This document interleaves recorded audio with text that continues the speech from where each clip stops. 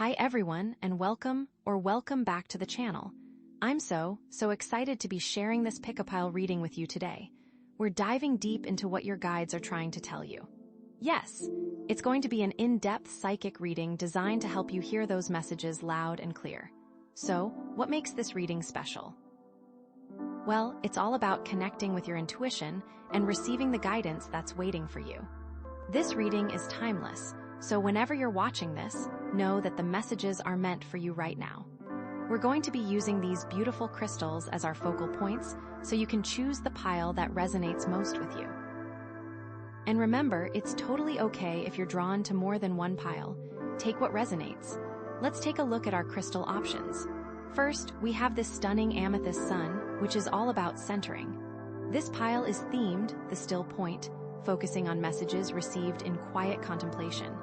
Next, we have this labradorite butterfly, which is transformative. This one is themed Emerge Anew, with guidance for shedding your old skin and taking flight. Then we have this jasper star, so illuminating. Its theme is Celestial Map, unveiling your path forward through inner wisdom. Finally, we have this black obsidian tree, which is protective and is roots and shelter, with guidance for creating safety and stability. So, which one are you drawn to? Take a moment, breathe, and trust your intuition. There's no pressure in selecting. Choose what feels right. You might even want to check out multiple piles. I'm going to give us a moment to make a wish, to really focus on the guidance that we want to receive. And with that, may your intuition guide you, and may your wishes come true. Okay, so Amethyst Sun is all about, finding that center, that still point within yourself. It's about quieting the noise and, really connecting with your intuition. And with our theme being, the still point, messages received in quiet contemplation, it feels like, wow, we're already on the right track to uncovering some really profound stuff, And look at this, first up we have the Six of Wands. Oh my gosh. Okay, this is like such a triumphant energy. Like you've been working hard at something and it's finally paying off, It's that feeling of yes, I did it. But it's not just about the win itself, it's about the journey and the recognition you receive along the way. You know what I mean? People are noticing your efforts, your talents, your dedication. And it feels really, really good. It's like you've been putting in the work behind the scenes, maybe doubting yourself a little bit, wondering if anyone even notices, and then bam, here comes the recognition. Like a wave of acknowledgement and appreciation. It's like the universe is saying, hey, we see you. We see your hard work and we're celebrating you. But here's the thing, okay? This isn't just about external validation. This is also about recognizing your own worth. It's about acknowledging your accomplishments and celebrating yourself. Because sometimes, we're so busy chasing the next goal, the next achievement, that we forget to pause and appreciate how far we've come. We forget to give ourselves credit for all the effort we've put in. So, the Six of Wands is a reminder to, soak it in, enjoy the moment, bask in the glow of your success, and don't be afraid to, toot your own horn a little bit. You deserve it. Seriously, you do. And the really cool thing is, this success isn't just about you. It's about inspiring others. It's about showing them that anything is possible if you put your heart and soul into it. Your journey, your accomplishments, they're not just for you. They're for everyone who needs a little bit of hope, a little bit of inspiration, a little bit of motivation to chase their own dreams. Think about it, okay? Have you ever seen someone achieve something amazing and thought, wow, if they can do it, maybe I can too? That's the power of the Six of Wands. It's the power of leading by example, of showing the world what's possible when you believe in yourself and you never give up. It's like you become a beacon of hope for others. Maybe you've been working on a creative project, like writing a book, painting a picture, or starting a blog. Or maybe you've been focusing on your personal growth, like overcoming a fear, breaking a bad habit, or building healthier relationships. Whatever it is, you're seeing the fruits of your labor, and it feels amazing. It really does. And I feel like, for some of you, this might even be related to your career. Maybe you've been working towards a promotion, a new job, or a big project, and you're finally seeing the results. You're getting recognized for your skills, your talents, and your contributions. And it's opening up new doors and new opportunities for you. It's like your career is taking off, and you're feeling really confident and empowered. But remember, this isn't just about the external rewards. It's about the internal satisfaction that comes from knowing you're living your purpose. You know, you're using your gifts and your talents to make a difference in the world, and that's what truly matters. That's what gives you that deep sense of fulfillment. That's the good stuff. So embrace the energy of the Six of Wands. Celebrate your successes, inspire others with your journey, and remember to always believe in yourself, because you are capable of amazing things. Truly. Okay, deep breath, because next up is the Sun. Oh my goodness, this is pure, unadulterated joy. Like sunshine in a card, this is like the universe saying, yes, you're on the right path. Keep going, everything is going to be okay. It's like all your worries, all your doubts, all your fears, they're melting away in the warmth of the sun. It's like a cosmic hug, a big, warm, loving embrace from the universe. The sun is about happiness, optimism, vitality, and success. It's about feeling good in your own skin, loving yourself unconditionally, and embracing life to the fullest. It's about seeing the beauty in everything around you and appreciating all the blessings in your life. It's like the world is your oyster, and you're ready to explore it with joy and enthusiasm. And you know what else? The sun is also about clarity. It's about seeing things as they truly are, without any illusions or distortions. It's like the sun shines its light on everything, revealing the truth and dispelling the shadows. So, if you've been feeling confused or uncertain about something, the sun is a sign that clarity is on its way. You're going to see things more clearly, and you're going to make the right decisions for yourself. Maybe you've been struggling with a difficult situation, feeling lost or overwhelmed. The sun is a reminder that there is always light at the end of the tunnel. You just need to keep going, keep believing in yourself, and keep focusing on the positive. And eventually, you will emerge from the darkness into the light. You will find your way. And the really cool thing about the sun is that it radiates outwards. It's not just about your own happiness and success, it's about sharing that joy with others. It's about being a source of light and inspiration for the people around you. It's about making the world a brighter and happier place. It's infectious, right? Think about it, okay. Have you ever been around someone who just radiates positivity and joy? Someone who makes you feel good just by being in their presence? That's the energy of the sun. It's like they're a walking, talking ray of sunshine. And you can be that person too. You have the power to bring joy and happiness to the world. Maybe you can volunteer your time to help others, offer a listening ear to a friend in need, or simply smile at a stranger on the street. Small acts of kindness can make a big difference. They can brighten someone's day and spread a little bit of sunshine into the world. And that's what it's all about, right?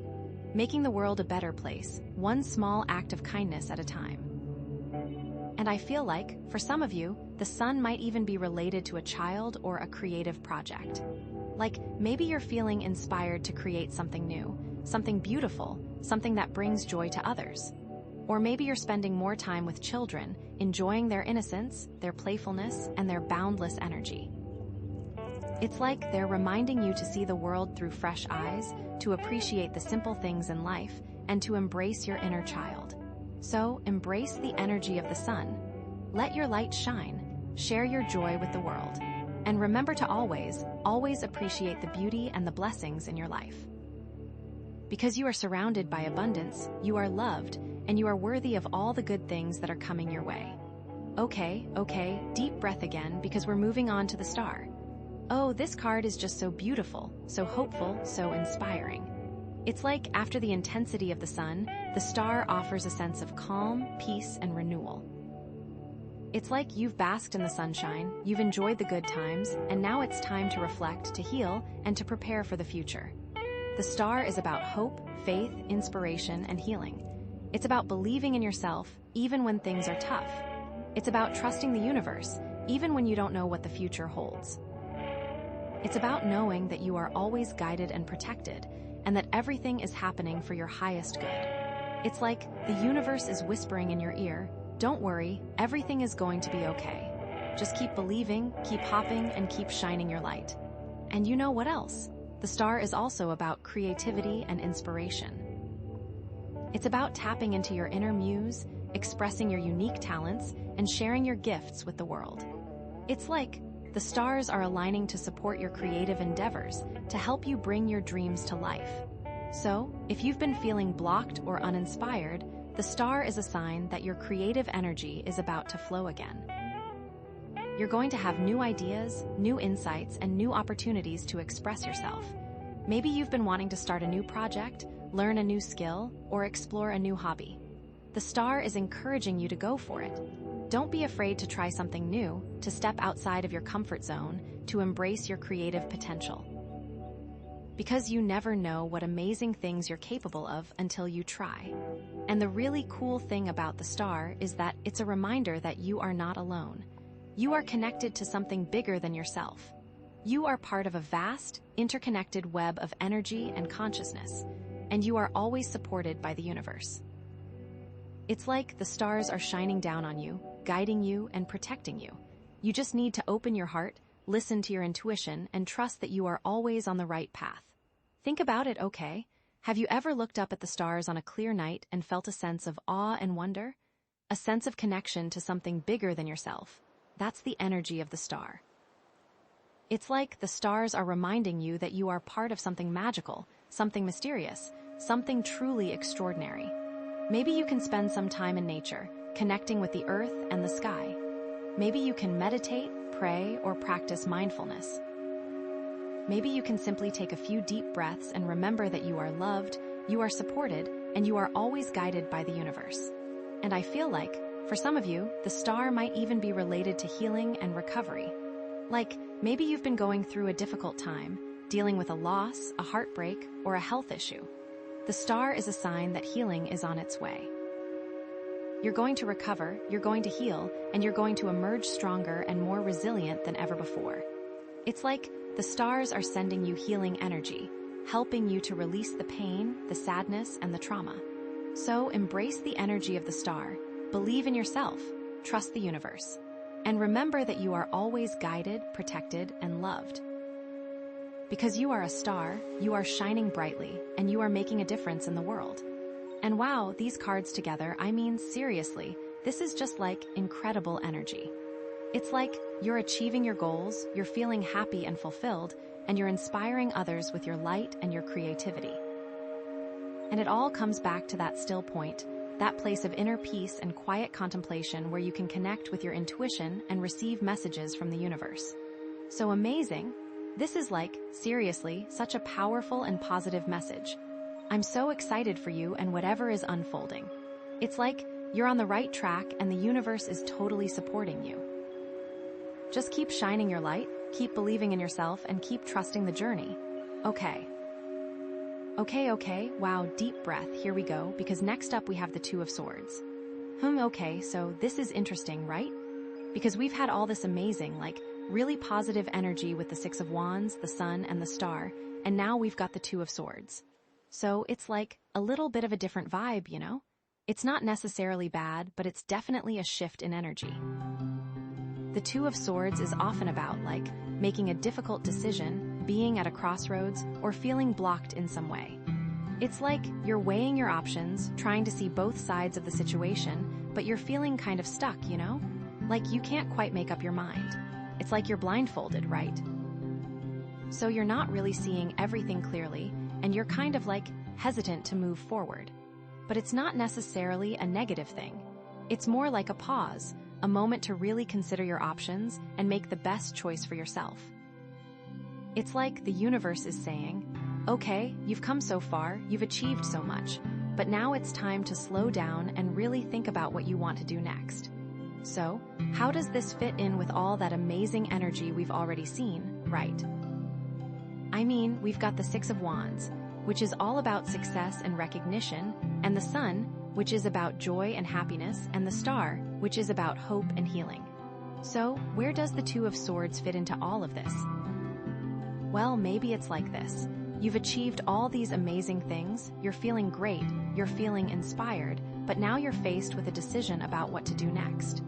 You know, you've reached a certain level of success, and now you have to decide where to go from here.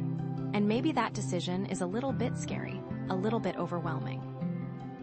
Maybe you're afraid of making the wrong choice, or maybe you're just not sure what you really want. It's like You've climbed this mountain, and now you're standing at the top, looking out at all the different paths you could take. And it's exciting, but it's also a little bit daunting, right? Because you want to make sure you choose the path that's right for you. Or it could be that you're feeling blocked in some way, even despite all the success you've had. Like, maybe there's something that's holding you back from fully embracing your joy and your potential. Maybe there's a fear, a doubt, or a limiting belief that's preventing you from moving forward. It's like you've got all this amazing energy and potential, but there's something that's keeping you from fully unleashing it. You know, like you're shining brightly, but there's a cloud that's partially blocking your light. But the cool thing is, the Two of Swords is also about balance. It's about seeing both sides of the situation and finding a way to reconcile them. It's about making a fair and just decision that takes into account all the different factors involved. So, even though you might be feeling stuck or indecisive right now, the Two of Swords is a sign that you have the ability to find a solution, to make the right choice, and to move forward with confidence. You just need to take some time to really consider your options, to listen to your intuition, and to trust that you're being guided towards the best possible outcome. Okay, so let's dig a little deeper into this internal conflict, right? Because the Two of Swords is really about what's going on inside of you. It's about the battle between your head and your heart, your logic and your intuition. It's like you're trying to make a rational decision, but your emotions are getting in the way. Or maybe you're trying to follow your heart, but your head is telling you it's not practical. It's that push and pull, that internal struggle that can leave you feeling so confused and indecisive. And you know what? That's totally normal. We all experience this from time to time. We all have moments where we're torn between two different options, where we're not sure what to do. But the key is to not get stuck in that place of indecision. The key is to find a way to balance your head and your heart, to integrate your logic and your intuition, and to make a decision that feels right for you on all levels. So, how do you do that, right? How do you find that balance? Well, one thing you can do is to really examine your beliefs. What are the underlying beliefs that are driving your indecision? What are you afraid of? What do you believe is possible for you? Sometimes, our limiting beliefs can hold us back from making the right choices. Like, maybe you believe you're not good enough, or you don't deserve success, or you're not capable of achieving your dreams. Those beliefs can create a lot of fear and doubt, which can make it really hard to make a clear decision. So, take some time to really examine your beliefs and see if there are any that are holding you back. And if you find any, challenge them. Question them. Ask yourself if they're really true. And if they're not, replace them with more empowering beliefs. Like, I am capable of achieving my dreams, or I deserve success, or I am worthy of love and happiness. Those positive beliefs can help you to overcome your fears and doubts and make choices that are aligned with your highest potential. And another thing you can do is to connect with your intuition. Your intuition is your inner guidance system, your inner knowing. It's that voice inside of you that always knows what's best for you. But sometimes, we get so caught up in our heads, so focused on our thoughts and our worries, that we forget to listen to our intuition. We silence that inner voice, and we end up making decisions that are based on fear or logic, rather than on what truly feels right. So, take some time to quiet your mind, to tune into your intuition, and to listen to what it's telling you. You can do this through meditation, through journaling, through spending time in nature, or through any other practice that helps you to connect with your inner self. And when you do, you might be surprised at what you discover. You might find that you already know the answer to your question, that you already know what you need to do. You just need to trust yourself and have the courage to follow your inner guidance. And that brings us back to our theme, right? The still point, messages received in quiet contemplation. Because the Two of Swords is really asking you to go within, to find that still point within yourself, where you can connect with your intuition and receive guidance from the universe. It's like all the answers you're looking for are already inside of you. You just need to take the time to access them. And the amethyst sun crystal is perfect for this, right?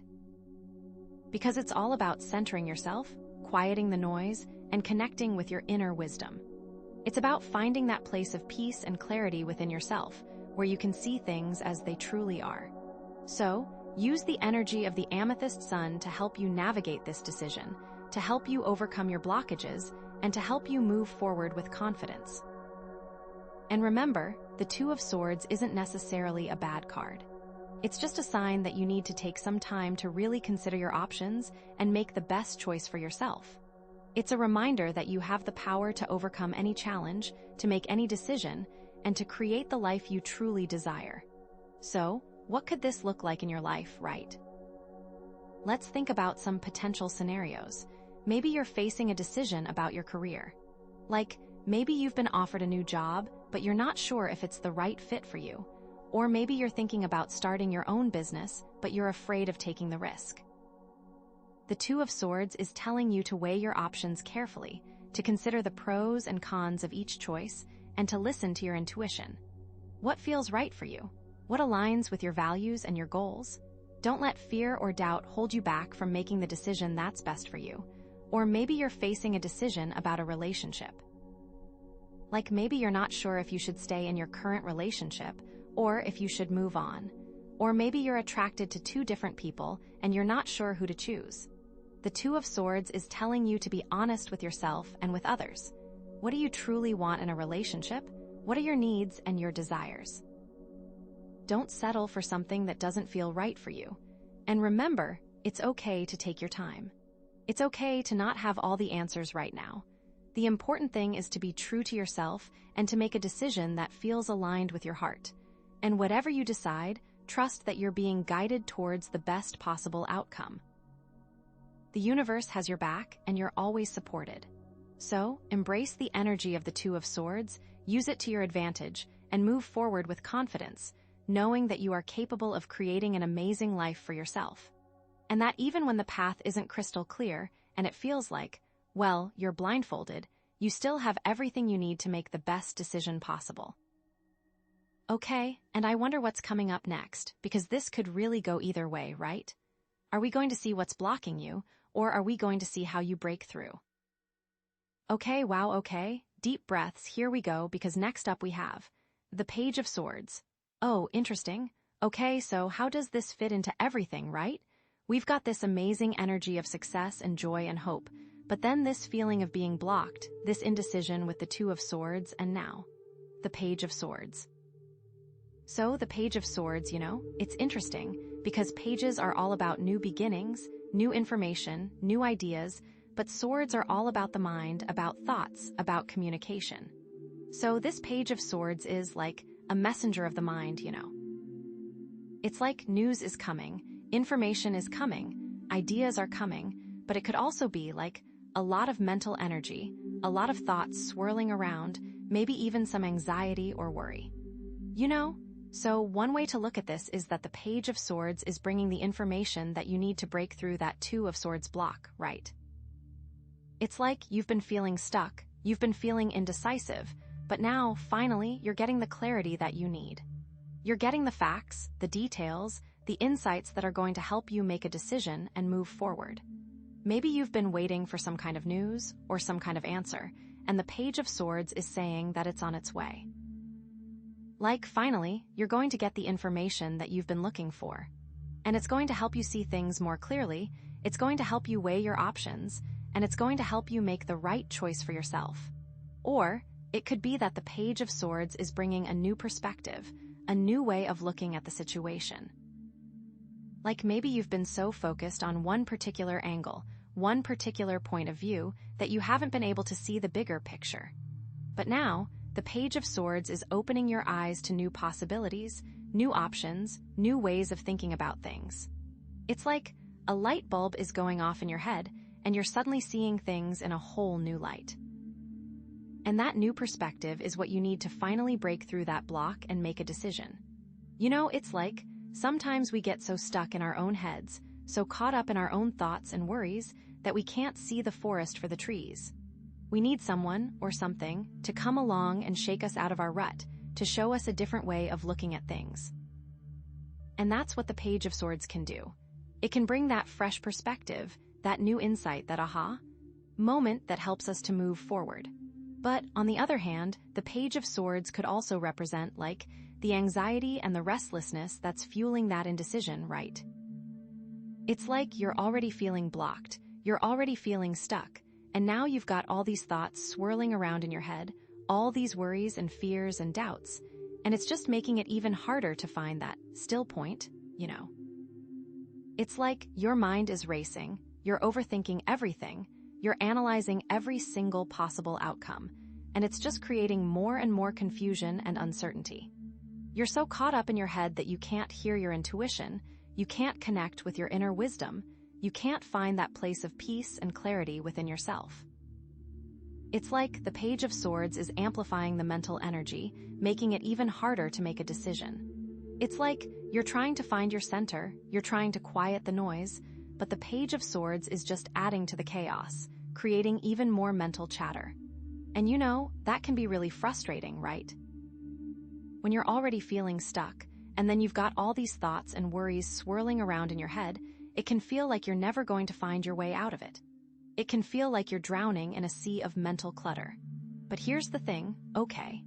Even if the Page of Swords is representing that anxiety and restlessness, it's still bringing valuable information, right? It's still showing you what's going on in your mind, what you're afraid of, what you're worried about.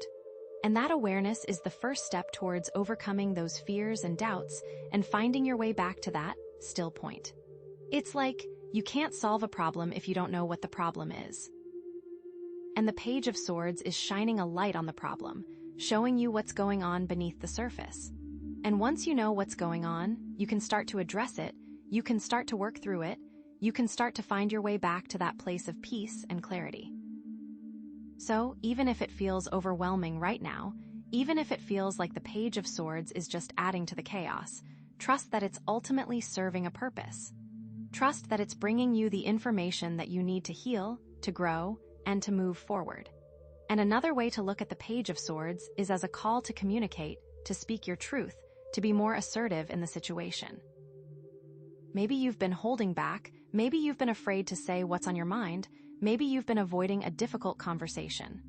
But the Page of Swords is saying that it's time to speak up, it's time to be heard, it's time to express yourself.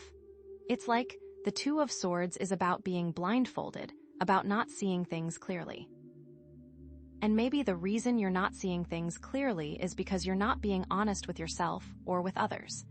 Maybe you're not saying what you really feel, maybe you're not expressing your needs and your desires. But the Page of Swords is saying that it's time to take off the blindfold, it's time to speak your truth, it's time to be authentic. And that act of communication, that act of assertiveness, can be what finally breaks through that block and allows you to move forward.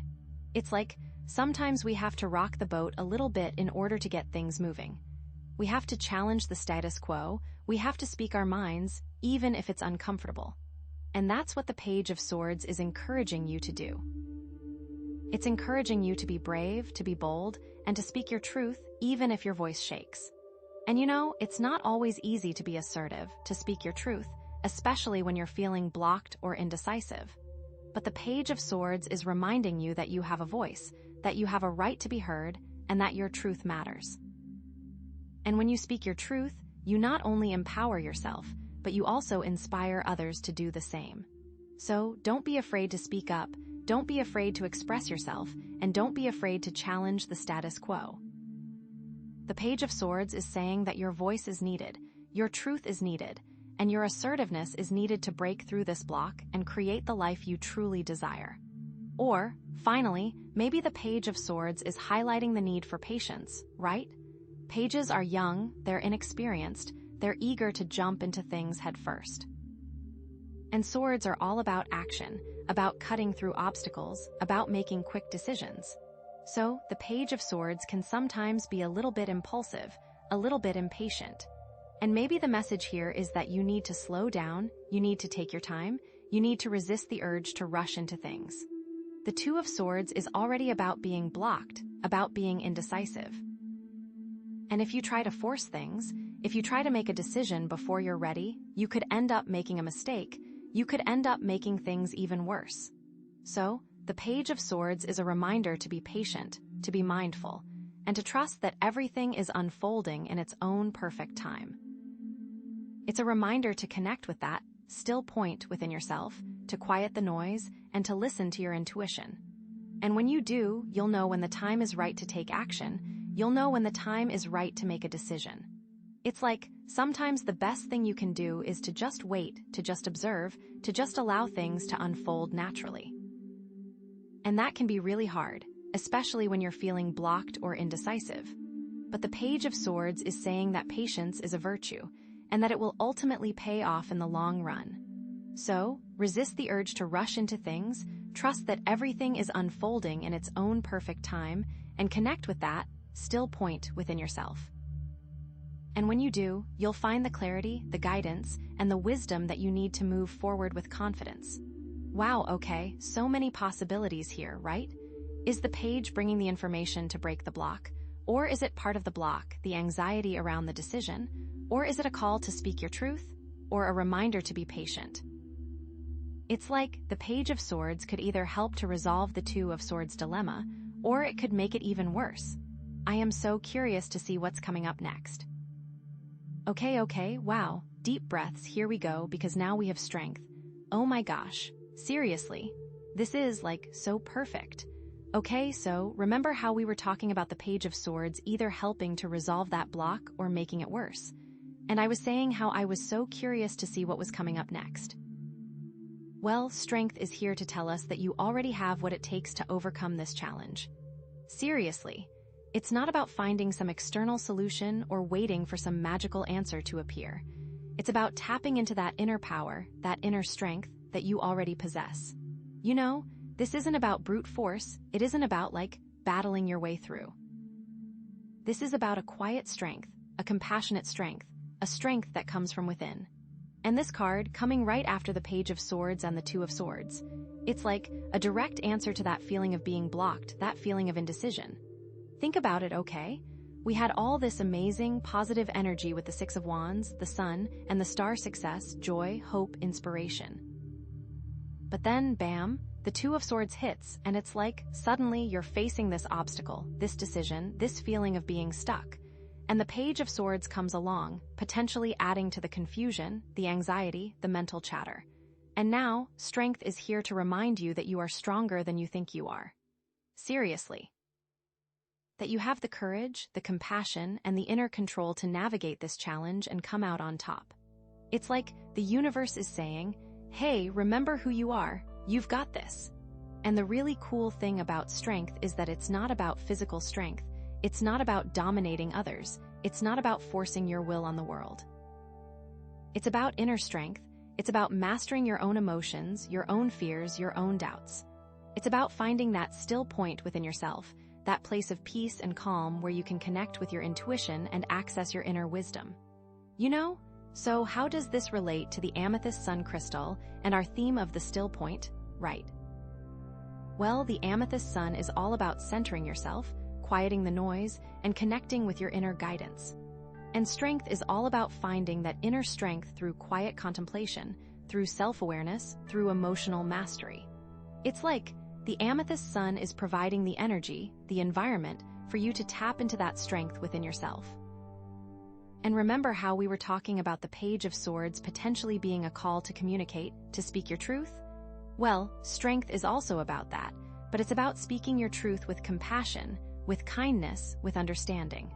It's not about being aggressive or confrontational, it's about being assertive in a way that is both powerful and gentle. You know. It's about finding that balance between expressing your needs and respecting the needs of others. It's about communicating your truth in a way that is both authentic and loving. It's like the universe is saying, yes, speak your truth, but do it with love, do it with compassion, do it with the intention of creating harmony and understanding. It's not about winning an argument, it's about finding a solution that works for everyone involved. So, if you've been holding back, if you've been afraid to say what's on your mind, strength is giving you the courage to speak up, but it's also reminding you to do it with grace and with kindness. It's like, find your roar, but make sure it is a loving roar that will inspire, not terrify. Or maybe the Page of Swords was highlighting the need for patience, right? Well, strength is also about patience, but it's about a proactive patience, a patience that comes from knowing your own power and trusting the process. It's not about passively waiting for things to happen. It's about actively cultivating your inner strength while allowing things to unfold in their own perfect time. It's like you know you have the power to overcome this challenge, but you also know that it might take time, it might require patience, it might require a certain amount of faith and trust. So, instead of getting frustrated or impatient, strength is encouraging you to focus on what you can control, which is your own inner state. You can control your thoughts, your emotions, your reactions. You can choose to respond to the situation with courage, with compassion, and with unwavering faith in yourself and in the universe. And when you do, you'll find that things start to unfold in a much more harmonious and effortless way. You know. It's like you're not trying to force things to happen, you're simply aligning yourself with the natural flow of the universe, trusting that everything is unfolding in its own perfect time. And that trust, that faith, that inner knowing is a source of incredible strength. So, how could this be playing out in your life right now, right? Let's think about some practical scenarios. Maybe you're facing a difficult situation at work, a challenging project, a conflict with a colleague. The Two of Swords might represent the indecision about how to handle it. The Page of Swords might represent the anxiety, the worries, the overthinking. But strength is reminding you that you have the skills, the talents, and the inner resources to overcome this challenge. You know your strengths, your capabilities. So instead of getting caught up in the drama or the negativity, focus on what you can control, which is your own attitude, your own effort, your own commitment to excellence. Approach the situation with courage, with compassion, and with a belief in your own ability to succeed. And even if things get tough, even if you face setbacks or obstacles, don't give up. Keep tapping into that inner strength, keep reminding yourself of your worth, and keep moving forward with unwavering determination. It's like you're a lion tamer, and the situation is the lion. You're not trying to dominate the lion, you're trying to connect with it, to understand it, to guide it with compassion and with unwavering confidence. And when you do, you'll find that the lion responds in kind, that the situation becomes more manageable, more harmonious, more aligned with your goals. Or maybe this is about a relationship, right? Maybe you're struggling with a difficult relationship, a conflict with a partner, a friend, or a family member. The Two of Swords might represent the indecision about whether to stay in the relationship or to leave. The Page of Swords might represent the worries about the future, the fears of being alone, the doubts about your own worth. But strength is reminding you that you have the power to create healthy, loving, and fulfilling relationships in your life. It's about setting boundaries, about communicating your needs, about honoring your own values. It's about being assertive without being aggressive, about being compassionate without being a doormat. It's about recognizing that you deserve to be treated with respect, with kindness, and with love. And if someone is not treating you that way, you have the strength to walk away, to choose yourself, to create a better life for yourself. It's like you're the master of your own heart, and you have the power to choose who you let in and who you keep out. You're not trying to control the other person, you're simply controlling your own boundaries, your own reactions, your own choices. And when you do, you'll find that your relationships become more balanced, more harmonious, and more fulfilling. And even if a relationship ends, you'll have the strength to move on, to heal, and to create new and even better relationships in the future. So embrace the energy of strength. Tap into your inner power, connect with your inner wisdom, and navigate this challenge with courage, with compassion, and with unwavering faith in yourself. And remember, you are not alone. The universe is supporting you, guiding you, and loving you every step of the way. Just trust the process, trust yourself, and trust that everything is unfolding in its own perfect time. And I'm so curious, right? We've got all this internal stuff happening, we're working on our strength, our courage, all that. What's the final piece of the puzzle? What's the universe going to show us next to help bring it all together?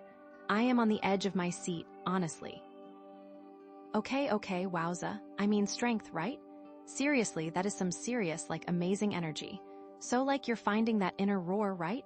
You're connecting with what makes you you. And now, oh my gosh, now we have the Ace of Wands. Okay, so after all that internal work, all that, digging deep and finding your strength, here comes this burst of new energy. Aces, right? They're all about new beginnings, new opportunities, fresh starts.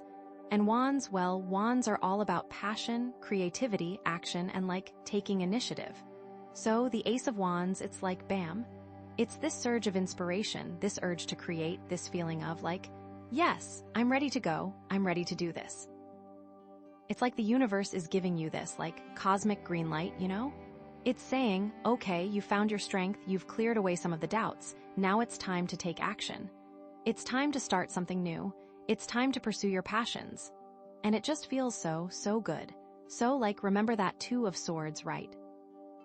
That feeling of being blocked, that indecision, that feeling of being stuck at a crossroads. Well, the Ace of Wands, it's cutting through that. It's finally you're seeing a clear path forward, you're feeling inspired and motivated, and you're ready to take that first step. You know. It's you've been standing at the edge of a cliff, wondering whether or not to jump, and now, suddenly, you've got wings, you're ready to fly. But what is this new beginning, right? What is this spark of inspiration? What is the Ace of Wands calling you to do? Well, it could be so many things. That's what's so exciting about it. Maybe it's a new creative project, right? Maybe you've been wanting to write a book, paint a picture, start a blog, learn to play an instrument, or design clothes forever. And now, suddenly, you're feeling this urge to just do it. You're feeling inspired, you're feeling passionate, and you're ready to put your heart and soul into this creative endeavor. It's your inner artist is screaming to be heard, and the Ace of Wands is giving you the courage and the motivation to finally unleash it. Or maybe it's a new relationship, right? Maybe you've been single for a while, and you're finally feeling ready to open your heart to love. Or maybe you're already in a relationship, but you're feeling it's time to take things to the next level, to deepen your connection, to commit to each other in a more meaningful way. The Ace of Wands is that spark of attraction, that feeling of excitement and possibility that comes with a new connection. It's you're meeting someone or you're looking at your current partner in a new light, and you're feeling this incredible pull, this desire to explore, to connect, to create something beautiful together. Or maybe it's a new path in life, right? Maybe you've been feeling stuck in your career or in your current lifestyle, and you're finally feeling ready to make a change. Maybe you're thinking about going back to school, or starting your own business, or moving to a new city, or traveling the world. The Ace of Wands is that feeling of excitement and anticipation that comes with stepping outside of your comfort zone and embracing the unknown. It's you're ready to take a leap of faith, to trust your intuition, and to follow your heart wherever it leads you. It's whatever it is, it's something that's going to light you up from the inside out, something that's going to fill you with passion and purpose, something that's going to make you feel truly alive. And it's not just about the end result, right? It's about the journey, it's about the process, it's about the growth and the transformation that you'll experience along the way. It's about embracing the challenges, learning from your mistakes, and celebrating your successes. It's about living life to the fullest, with passion and purpose, and making a difference in the world. But okay, here's the thing, right? New beginnings can be scary. Even though the Ace of Wands is all about excitement and inspiration, it can also bring up some anxieties and fears. Maybe you're afraid of failing, right? Maybe you're afraid of putting yourself out there, of taking a risk, of stepping outside of your comfort zone. Maybe you're afraid that you're not good enough, that you don't have what it takes to succeed. Or maybe you're just afraid of the unknown, of what the future holds, of what might happen if you take this leap of faith. And those fears are totally normal. It's natural to feel a little bit scared when you're starting something new. But the key is to not let those fears hold you back. The key is to acknowledge them, to feel them, and then to move forward anyway. And that's where that strength card comes in, right? Because you've already tapped into that inner power, you've already found that courage and compassion within yourself. And now, you can use that strength to overcome your fears and embrace this new beginning with confidence. Remember, strength isn't about being fearless, it's about being brave in the face of fear. It's about acknowledging your fears, but not letting them control you. It's about trusting yourself, trusting the universe, and knowing that you have what it takes to succeed, no matter what challenges you may face. It's you're walking into a dark room, and you're a little bit scared of what might be lurking in the shadows. but you're also holding a flashlight, and you know that you can use that flashlight to illuminate the room, to see what's really there, and to navigate your way through it safely. And that's what the Ace of Wands is all about, right? It's about shining your light, about embracing your passions, about taking action, even when you're feeling scared. It's about trusting yourself, trusting the universe, and knowing that you're on the right path, even when you can't see the whole picture. It's about having faith in yourself, in your abilities, and in your potential.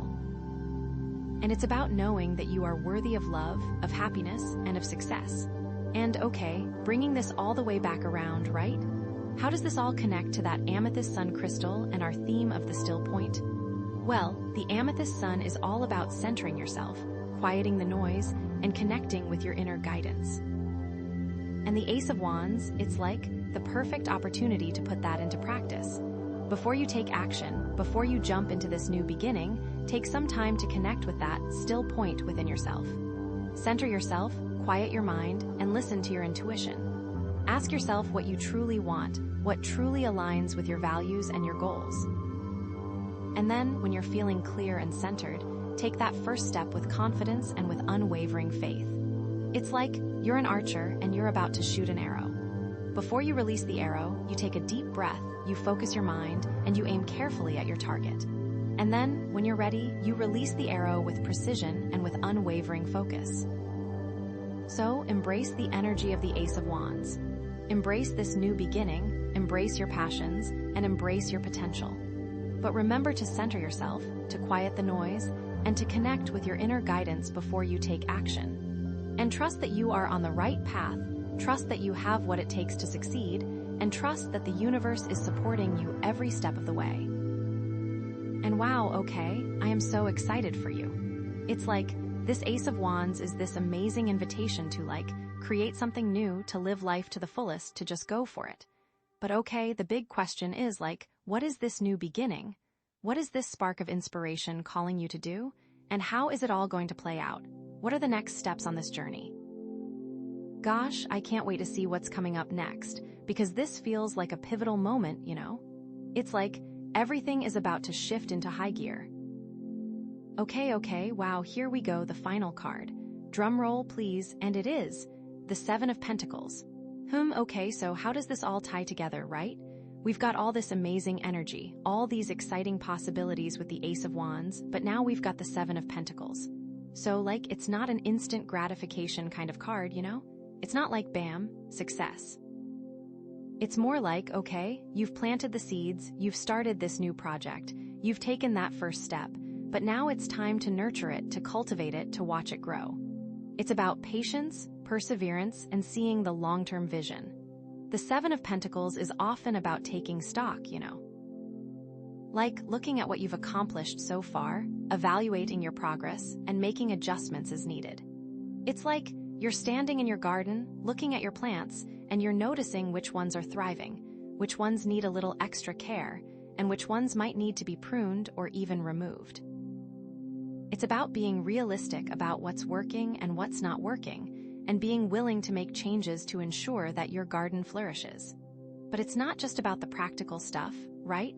It's also about appreciating the beauty of the process, enjoying the journey, and celebrating the small victories along the way. It's about recognizing that growth takes time, that things don't always happen overnight, and that it's okay to have setbacks and challenges.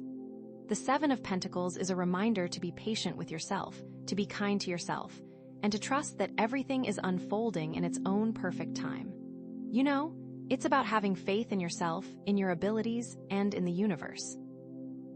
And it's about knowing that even when things get tough, you have the strength to persevere and to create the life you truly desire. So, how does this connect to all the other cards we've seen, right? We've got that Ace of Wands, that burst of new energy, that exciting opportunity. But the Seven of Pentacles is saying, okay, hold on a minute. Don't get too carried away. Don't expect instant results. This is going to take time and effort. It's like you've planted that seed, but now you need to water it, you need to fertilize it, you need to protect it from the elements. You can't just sit back and wait for it to grow. You need to be proactive, you need to be diligent, and you need to be patient. And that's where that Strength card comes in, right? Because it's going to take strength, It's going to take courage, it's going to take perseverance to nurture this new beginning. There are going to be times when you feel like giving up, when you feel like it's not worth it, when you feel like you're not making any progress. But you need to tap into that inner power, you need to remind yourself of your goals, and you need to keep moving forward, even when it's tough. And remember that Two of Swords, that feeling of being blocked, that indecision? Well, the Seven of Pentacles is saying that those blocks might still be there, that those doubts might still creep in from time to time. But you can't let them stop you. You need to acknowledge them, you need to address them, and you need to keep moving forward. It's like you're walking through a forest and there are obstacles in your path, like fallen trees and thorny bushes. You can't just give up and turn around. You need to find a way to navigate those obstacles, to climb over them, to go around them, to cut through them. And the Page of Swords, with all that mental energy, all that anxiety and worry. Well, the Seven of Pentacles is saying that you need to manage that mental energy, that you need to find ways to quiet the noise and to stay focused on your goals. You know, it's about practicing mindfulness, about meditating, about journaling, about doing whatever it takes to keep your mind clear and your thoughts positive. It's like you're driving a car and there's a lot of traffic and distractions around you. You can't just let yourself get overwhelmed and lose control. You need to stay calm, you need to focus on the road ahead, and you need to make sure that you're driving safely and responsibly. And all of this ties back to that amethyst sun crystal and our theme of the still point, right? Because it's all about finding that center within yourself, that place of peace and clarity where you can connect with your intuition and receive guidance from the universe. The Seven of Pentacles is a reminder that the journey is just as important as the destination, that the process of growth and transformation is just as valuable as the end result. So, what does this look like in your life, right? What are some practical steps you can take to embrace the energy of the Seven of Pentacles? Well, first of all, it's about setting realistic expectations. Don't expect to become an overnight success. Don't expect to achieve all your goals in a matter of weeks or months. Growth takes time, and it's important to be patient with yourself and with the process. Set small, achievable goals and celebrate your progress along the way. Give yourself credit for how far you've come, and don't beat yourself up for the setbacks and challenges. Remember, every mistake is an opportunity to learn and to grow. And second, it's about creating a sustainable plan. Don't try to do too much too soon. Don't burn yourself out. Find a pace that you can maintain over the long term and stick to it. Break down your goals into smaller, more manageable tasks and focus on completing one task at a time. Prioritize your tasks and make sure that you're focusing on the most important things first. And don't be afraid to ask for help when you need it. Delegate tasks to others and seek support from your friends, family, and colleagues. You don't have to do it all alone. And third, it's about staying connected to your why. Why are you doing this? What are you hoping to achieve? What are your values and your goals? Keep reminding yourself of your why and let it guide you through the tough times. When you're feeling discouraged or overwhelmed, take some time to reconnect with your purpose, to remind yourself of what's truly important to you. And finally, it's about enjoying the journey. Don't get so caught up in the end result that you forget to appreciate the present moment.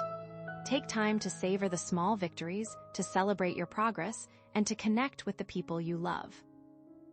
Remember, life is not just about achieving your goals, it's about living a fulfilling and meaningful life along the way. Okay, so let's bring this all home, right? You've got this amazing potential, this incredible opportunity with the Ace of Wands. You've got the strength and courage to overcome any challenges that come your way. And you've got the wisdom and the intuition to guide you on your path.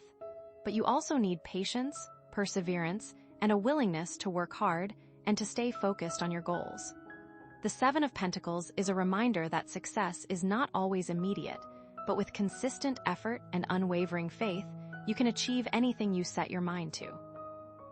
So embrace the journey, embrace the challenges, and embrace the opportunities that are coming your way. Trust yourself, trust the universe, and know that you are on the right path. You are worthy of love, of happiness, and of success, and you have everything you need to create the life you truly desire. So go out there and make it happen. Seriously.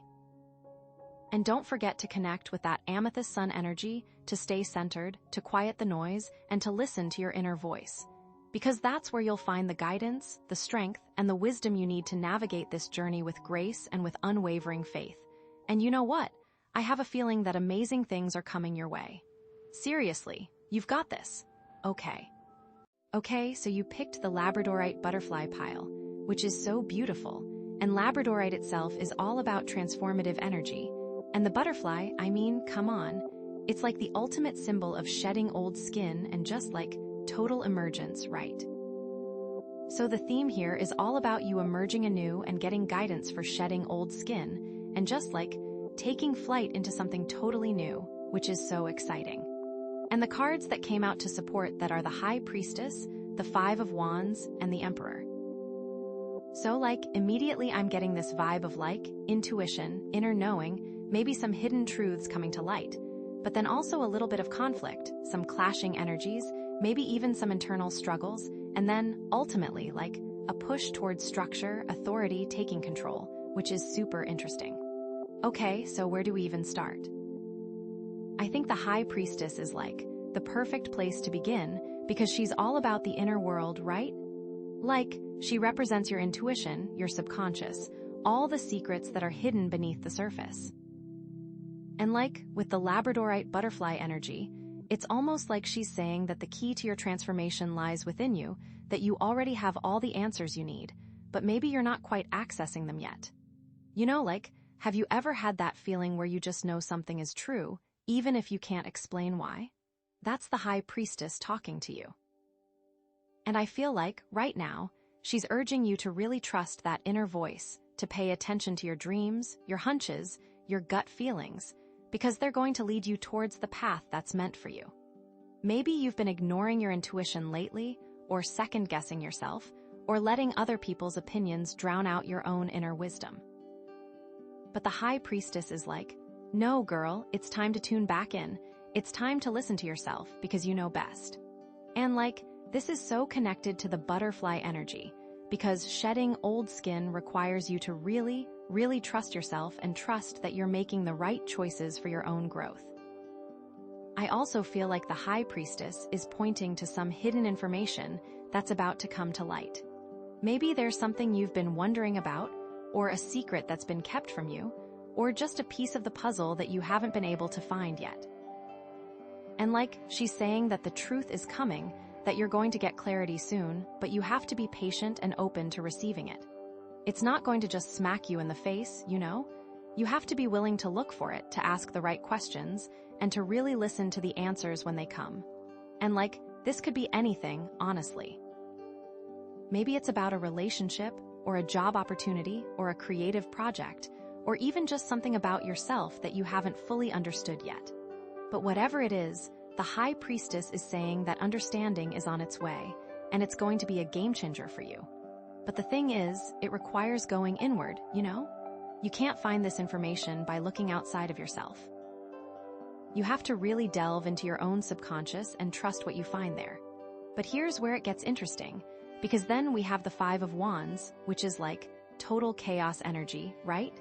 Like, it's all about conflict, competition, disagreement, feeling scattered and pulled in a million different directions. So like, if the High Priestess is all about inner peace and intuition, the Five of Wands is like the complete opposite. And I feel like this is showing that, as you start to tap into your intuition and uncover these hidden truths, you're also going to face some challenges, some resistance, some internal conflict. Maybe you're going to start to question your beliefs, or your values, or your decisions, and that's going to feel really uncomfortable, you know? Like, it's not always easy to confront the things that we've been avoiding or the truths that we've been denying. And the Five of Wands is saying that this process is going to be messy, that it's going to involve some friction, some arguments, some disagreements, both with yourself and with others. But it's also saying that this conflict is necessary for your growth, that it's through these challenges that you're going to emerge stronger and more authentic. Like, think about a butterfly struggling to break free from its chrysalis, you know? It's not a smooth, easy process. It's hard work, it's painful, it's messy. but it's also essential for the butterfly to develop the strength it needs to fly. And I feel like that's what the Five of Wands is representing here. It's the struggle, it's the friction, it's the challenge that's going to help you break free from your old limitations and emerge into something new and beautiful. And this could manifest in so many different ways, honestly. Maybe you're going to have disagreements with people in your life who don't understand your new direction, or maybe you're going to struggle with your own inner critic, that voice inside your head that tells you you're not good enough or you can't do it. Or maybe you're just going to feel overwhelmed by all the different options and possibilities that are opening up to you. But whatever it is, the Five of Wands is saying that you don't have to be afraid of the conflict, that you can embrace it as a part of your journey. And I think it's important to remember that the Five of Wands isn't necessarily about external conflict, like fighting with other people. It can also be about internal conflict, like struggling with your own doubts and fears. And I feel like that's a big part of what's going on here. You're uncovering these hidden truths about yourself, and that's causing you to question everything you thought you knew. And that's okay. It's a natural part of the transformation process. But here's the thing, you can't let the conflict paralyze you. You can't let the doubts and fears hold you back.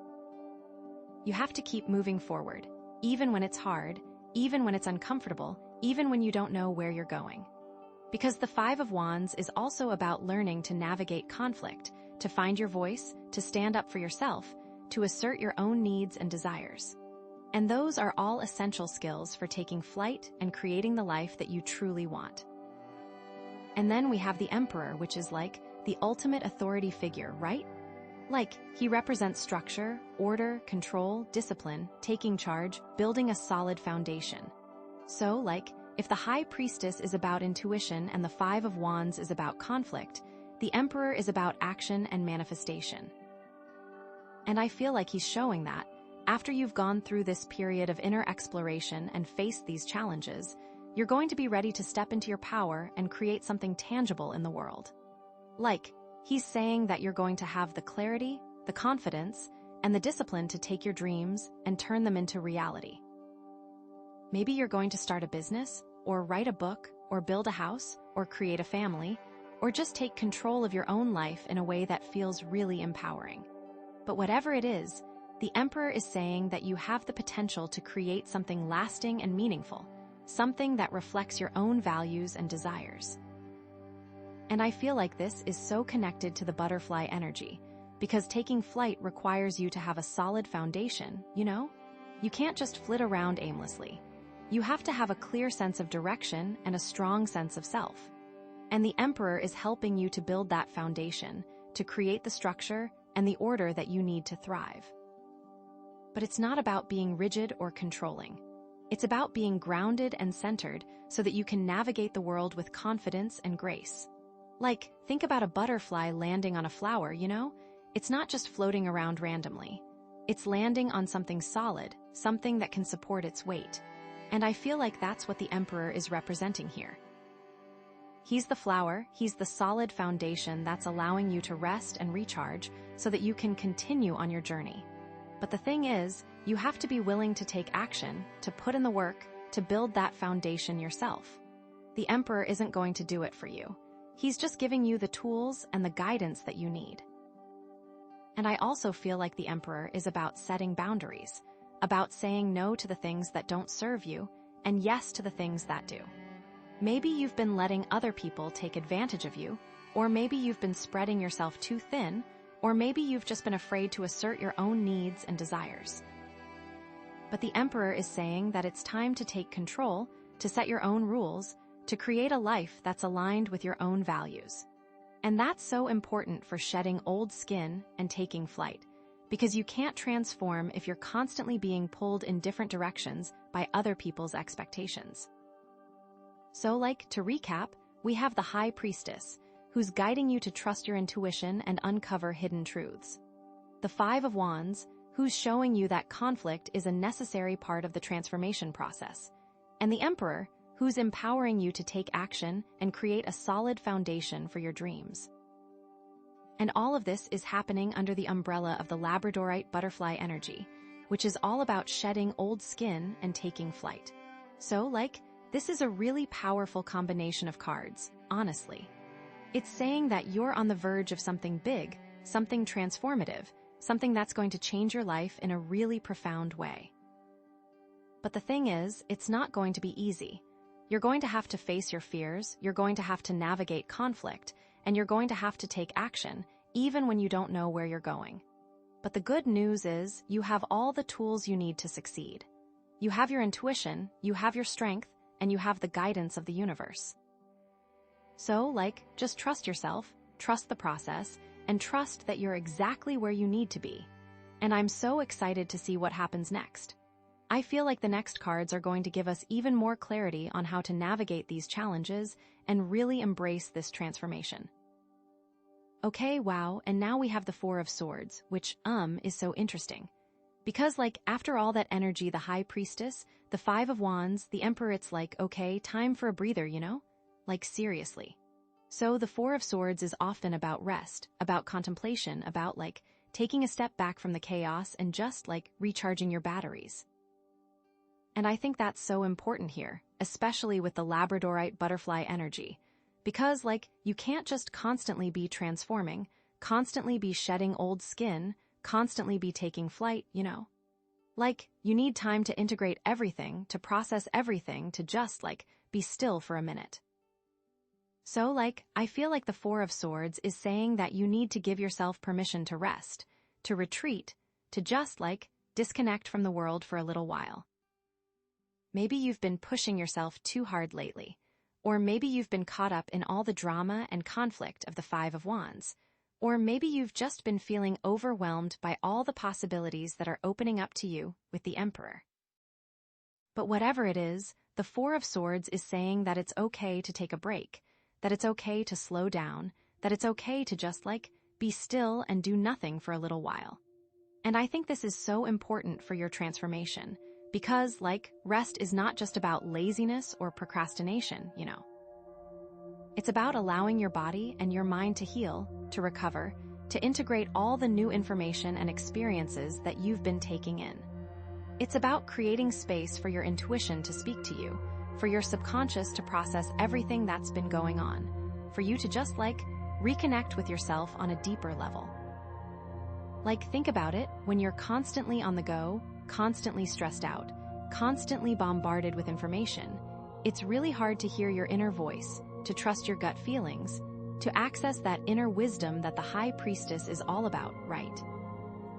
But when you take a break, when you create some space for yourself, you're able to quiet the noise and really listen to what your intuition is telling you.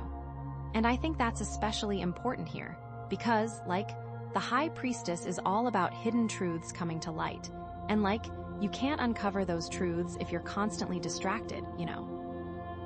You need to create some space for them to surface, for them to reveal themselves to you. And the Four of Swords is helping you to do that. It's also helping you to process all the conflict and chaos of the Five of Wands, because, that card can be really draining, you know? It can leave you feeling scattered, confused, and just, totally exhausted. And you can't effectively navigate that conflict if you're not well-rested, if you're not clear-headed, if you're not grounded in your own inner peace.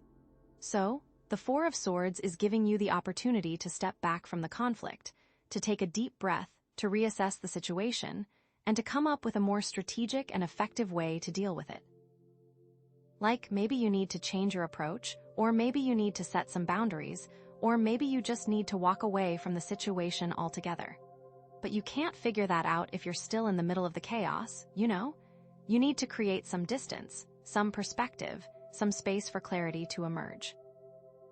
And then, of course, the Four of Swords is also preparing you to step into the Emperor's energy of structure and action. Because, you can't build a solid foundation, you can't take control of your life, you can't create something lasting and meaningful if you're completely burnt out, you know. You need to be rested, you need to be energized, you need to be clear about your goals and your priorities. So, the Four of Swords is giving you the opportunity to recharge your batteries, to gather your strength, to refine your vision, and to prepare yourself for the next chapter of your journey. It's like you're taking a pit stop before a big race, you know. You're refueling, you're checking your tires, you're making sure everything's in order before you hit the gas again. And I think this could manifest in so many different ways, honestly. Like, maybe you need to take a vacation, or maybe you need to spend a weekend in nature, or maybe you just need to curl up with a good book and disconnect from your phone for a few hours. Or maybe you need to start meditating, or practicing yoga, or doing something else that helps you to relax and distress. Or maybe you need to set some boundaries with the people in your life who are draining your energy, or maybe you need to say no to some commitments that are no longer serving you, or maybe you just need to give yourself permission to do less, to be less, to just, be okay with not being perfect all the time. But whatever it is, the Four of Swords is saying that you need to prioritize your own well-being, that you need to take care of yourself, that you need to create some space for rest and relaxation in your life. And that's not selfish, that's essential. Because you can't pour from an empty cup. You have to fill yourself up first before you can give to others, before you can create something meaningful in the world, before you can truly transform and take flight. And this is so connected to the butterfly energy, because think about a caterpillar in its chrysalis, It's not just sitting there doing nothing. It's actually undergoing a massive transformation, breaking down its old body and building a new one. But it needs that time of rest and isolation to do that, It can't be disturbed, it can't be rushed, it just needs to be left alone to do its thing. And I feel like that's what the Four of Swords is representing here. It's the chrysalis, it's the safe space where you can retreat and transform, where you can shed your old skin and prepare for your new life. And it's so beautiful, honestly. So, to recap, we have the High Priestess guiding you to trust your intuition, the Five of Wands showing you that conflict is a necessary part of the process, the Emperor empowering you to take action, and now the Four of Swords reminding you to rest and recharge. And it's all happening under the Labradorite butterfly energy of transformation and taking flight. And I'm so excited to see what the next cards reveal, because I feel like they're going to give us even more insight into how to integrate all of these energies and really embrace this transformation. Are they going to show us what kind of action to take next? Or are they going to show us what kind of rest we need?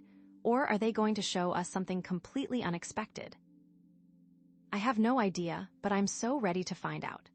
But for now, I think the key takeaway is to really honor the Four of Swords and to give yourself permission to rest and recharge before you fully step into that Emperor energy, Because you need that balance, you need that integration, you need that time to just be still and listen to your inner voice. And trust me, it's going to make all the difference in the world. You got this.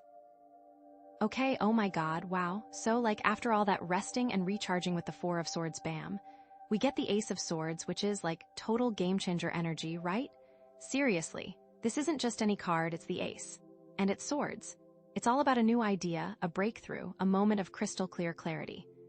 Ding ding ding, the light bulb just went on, this is huge. So think about it, we've been going through this whole process, right? The High Priestess telling you to trust your intuition, to look for those hidden truths, the Five of Wands showing you the conflict and the struggles you're facing, the Emperor pushing you to take control and build a solid foundation, and then the Four of Swords saying, okay, hold up, take a breath, you need to rest.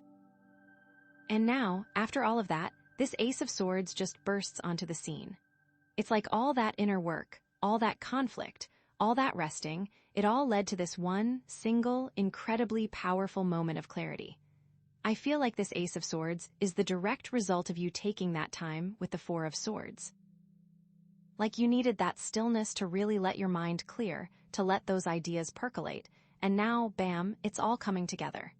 It's the universe was just waiting for you to be ready, Waiting for you to create the space for this breakthrough to happen. And now it's here. This card, it's all about cutting through the BS, right? It's about seeing things as they truly are, without any illusions or distractions. It's about making a decision, taking a stand, and moving forward with confidence and conviction. This is not the time to be wishy-washy or indecisive, This is the time to be bold, to be assertive, and to go after what you want with everything you've got. And I think this is especially significant because of the Five of Wands we saw earlier, right? All that conflict, all that disagreement, all that feeling pulled in a million different directions. Well, the Ace of Swords is like the solution to all of that. It's the clarity you need to cut through the chaos, to see the root of the problem, and to come up with a plan to resolve it. Maybe it's finally understanding where some conflict is coming from, or why you're feeling pulled in so many directions. This could be the clarity to set boundaries, end the arguments, and move forward. Like, think about it. If you're in a situation where you're constantly arguing with someone, or constantly feeling like you're not being heard, the Ace of Swords can help you to see the situation from a new perspective. It can help you to understand what's really going on, what's driving the conflict, and what you need to do to resolve it. Maybe it means having a difficult conversation, or maybe it means walking away from the situation altogether. But whatever it is, the Ace of Swords is giving you the clarity and the courage to make that decision. And it's not just about resolving conflict, it's also about making progress, right? Like the Emperor is all about building a solid foundation, about taking control and creating something lasting and meaningful.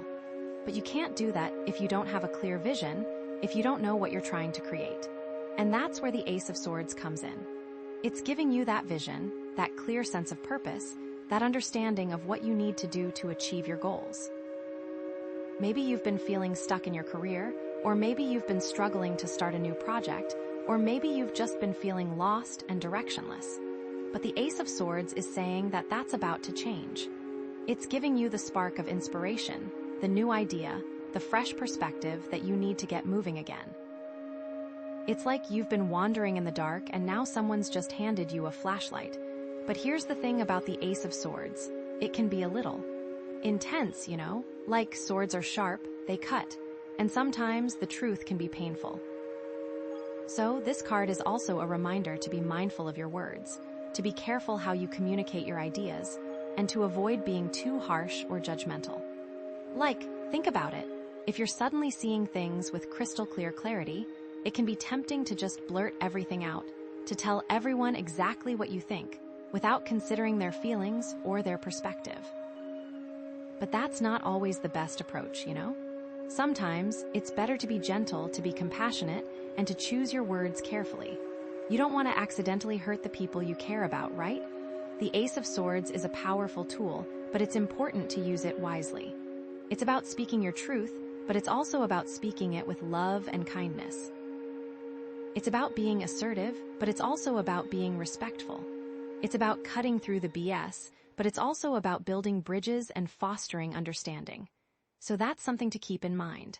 And like, this all connects so perfectly with the Labradorite butterfly energy, right?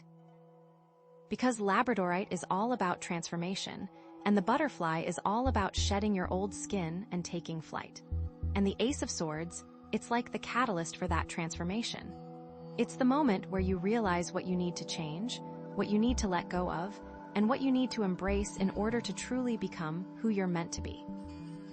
It's the moment where you finally see your path forward, and you're ready to take that leap of faith and spread your wings and fly.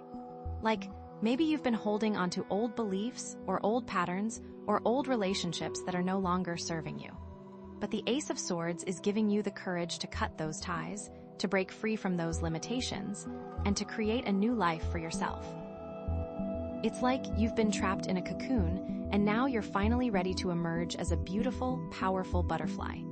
It's a rebirth in thought and clarity, a liberation through truth. So, how might this actually play out in your life? Well, it could manifest in so many different ways, honestly. Like, maybe you're going to have a breakthrough at work, where you finally figure out how to solve a problem that you've been struggling with for months. Or maybe you're going to have a heart-to-heart conversation with someone you care about, where you finally clear the air and resolve a long-standing conflict. Or maybe you're going to have a moment of inspiration, where you come up with a brilliant new idea for a project or a business. Or maybe it's something more personal, you know. Maybe you're going to finally understand why you've been feeling so unhappy lately. Or maybe you're going to realize what you need to do to improve your relationships.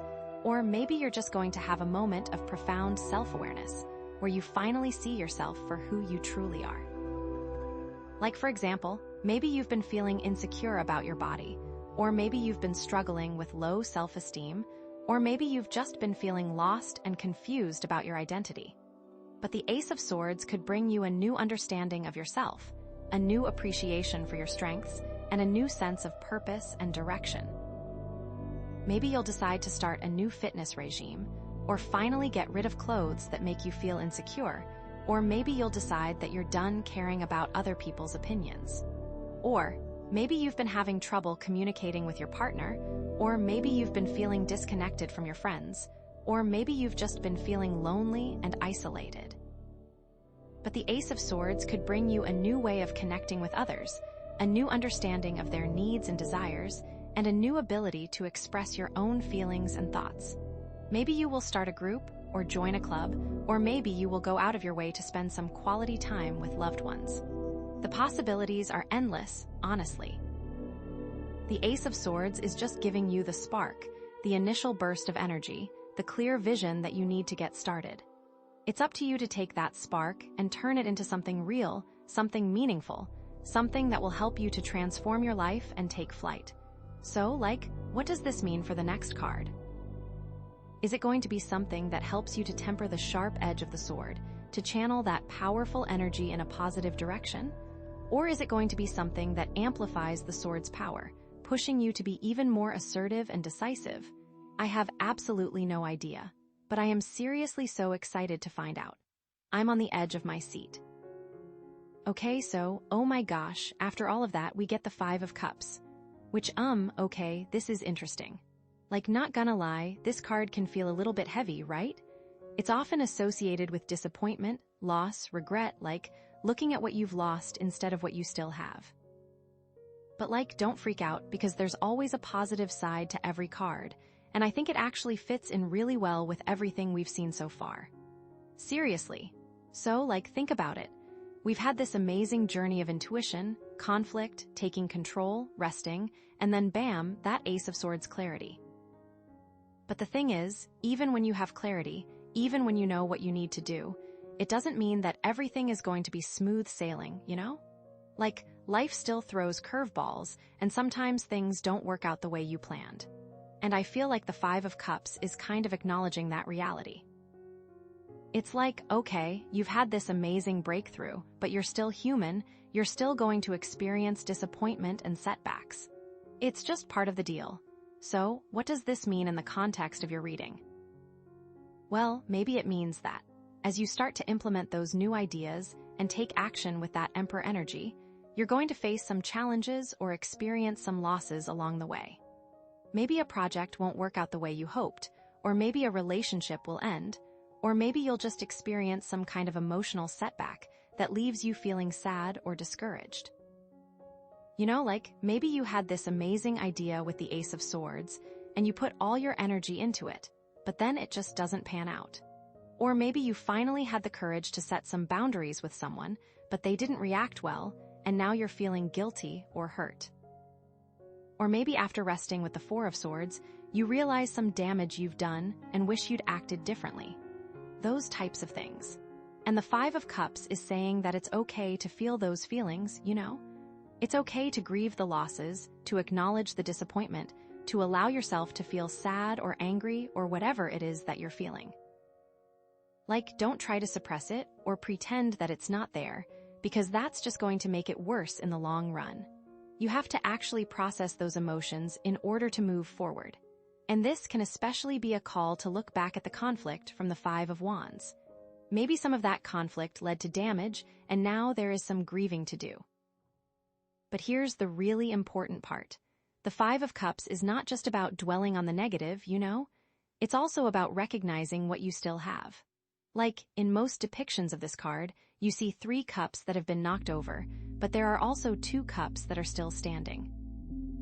And that's a really important symbol, because it's saying that even in the midst of loss and disappointment, there's still hope, there's still something to be grateful for, there's still a reason to keep going. So, maybe you lost a job, but you still have your skills and your experience and your network of contacts. Or maybe you ended a relationship, but you still have your friends and your family and your own inner strength.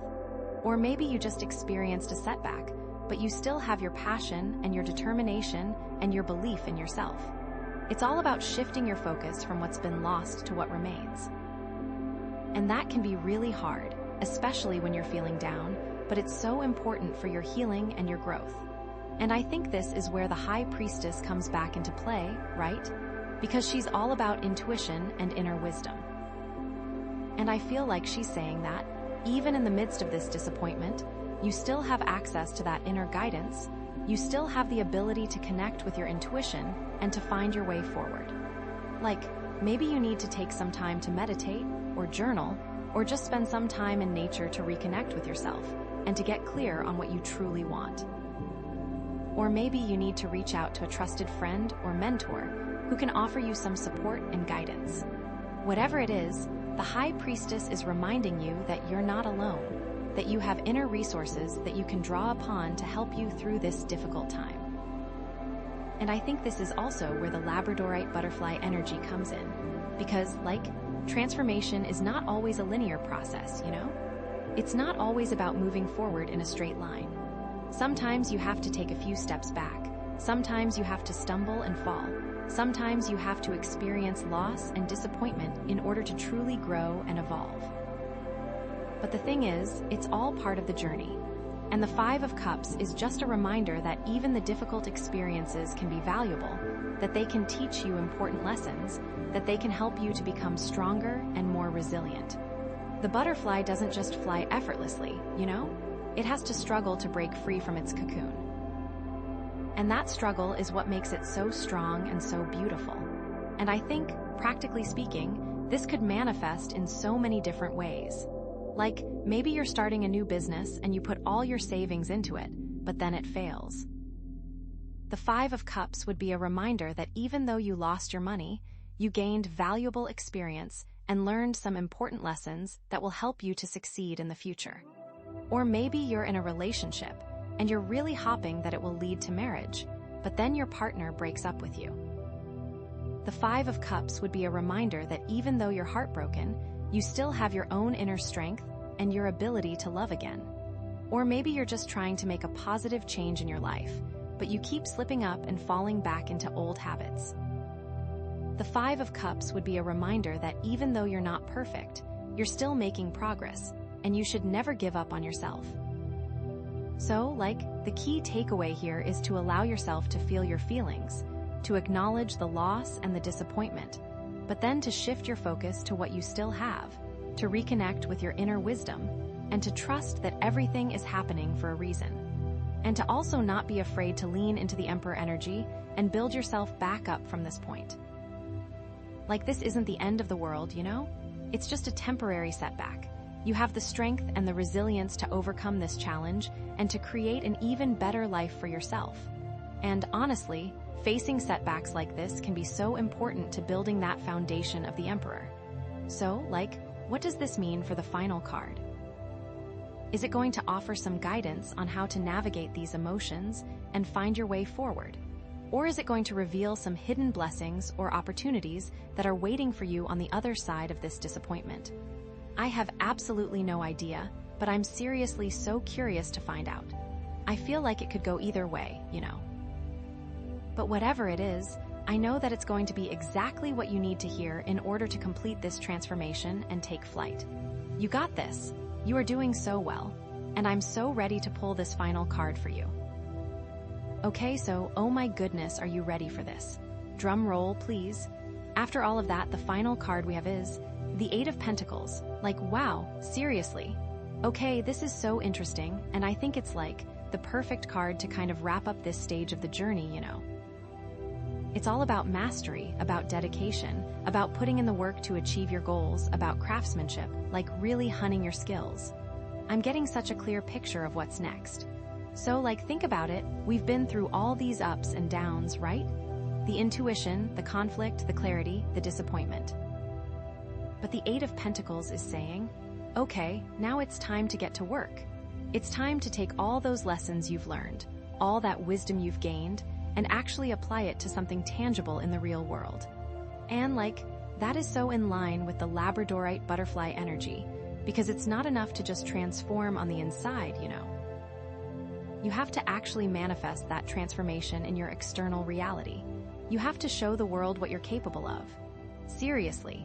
And labradorite, that transformative stone, is all about helping you to see your potential, to believe in yourself, and to take those necessary steps towards your dreams.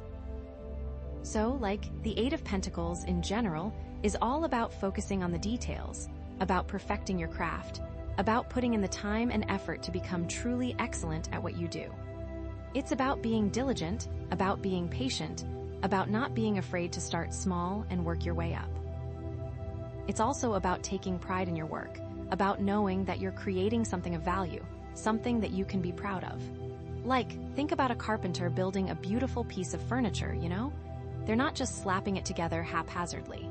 They're carefully measuring, they're precisely cutting, they're meticulously sanding, they're paying attention to every single detail. And that's what the Eight of Pentacles is all about. It's about that level of dedication, that level of commitment to excellence. And I think this is so important after the Five of Cups, right? Because, like, you might be feeling a little bit discouraged or disheartened after experiencing that disappointment. You might be tempted to just give up, to say, what's the point? I'm never going to achieve my goals. But the Eight of Pentacles is saying, no, don't give up. This is just a temporary setback. You have the skills, you have the talent, you have the potential to succeed. You just need to keep working at it, to keep honing your craft, to keep putting in the effort. It's about recognizing that mastery takes time, that it's a process, not a destination. And it's about being willing to learn from your mistakes, to adapt to new challenges, and to keep moving forward even when it's hard. It's like, you might have lost a few cups along the way, right? With the Five of Cups. But you still have the ability to create new ones. You still have the potential to build something even better than what you lost. And that's what the Eight of Pentacles is all about. It's about taking that disappointment and turning it into motivation, about using it as fuel to propel you forward. It's about saying, okay, I messed up, but I'm not going to let that define me. I'm going to learn from this, and I'm going to come back stronger than ever. And like, this card is also so connected to the Emperor, because he's all about building a solid foundation, about taking control and creating something lasting and meaningful. But you can't build a solid foundation if you're not willing to put in the work, if you're not willing to dedicate yourself to your craft. The Emperor is giving you the vision, he's giving you the structure, he's giving you the resources, but it's up to you to actually execute that vision, to actually build that foundation brick by brick. And that's what the Eight of Pentacles is all about. It's about that day-to-day grind, that consistent effort, that unwavering commitment to your goals. It's like the Emperor has given you the blueprint for a magnificent building, right?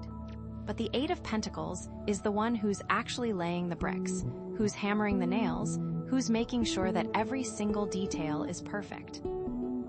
And that's why this card is so powerful, because it's showing you that you have the ability to turn your dreams into reality, but it's going to take work, it's going to take dedication, it's going to take a willingness to get your hands dirty. And it also ties in so beautifully with the clarity we found in the Ace of Swords. The Ace gave you the vision, the flash of insight, the clear understanding of what you need to do. But the Eight of Pentacles is about taking that vision and making it real. It's about turning that idea into a concrete plan and then executing that plan with precision and skill. It's like the Ace of Swords gave you the idea for a revolutionary new product, right? But the Eight of Pentacles is the one who's actually designing it, who's building it, who's marketing it, who's selling it. And like, this is where that High Priestess intuition can really come into play. Because as you're working on your craft, as you're dedicating yourself to your goals, you need to be able to listen to your inner voice, to trust your gut feelings, to know when you're on the right track and when you're not.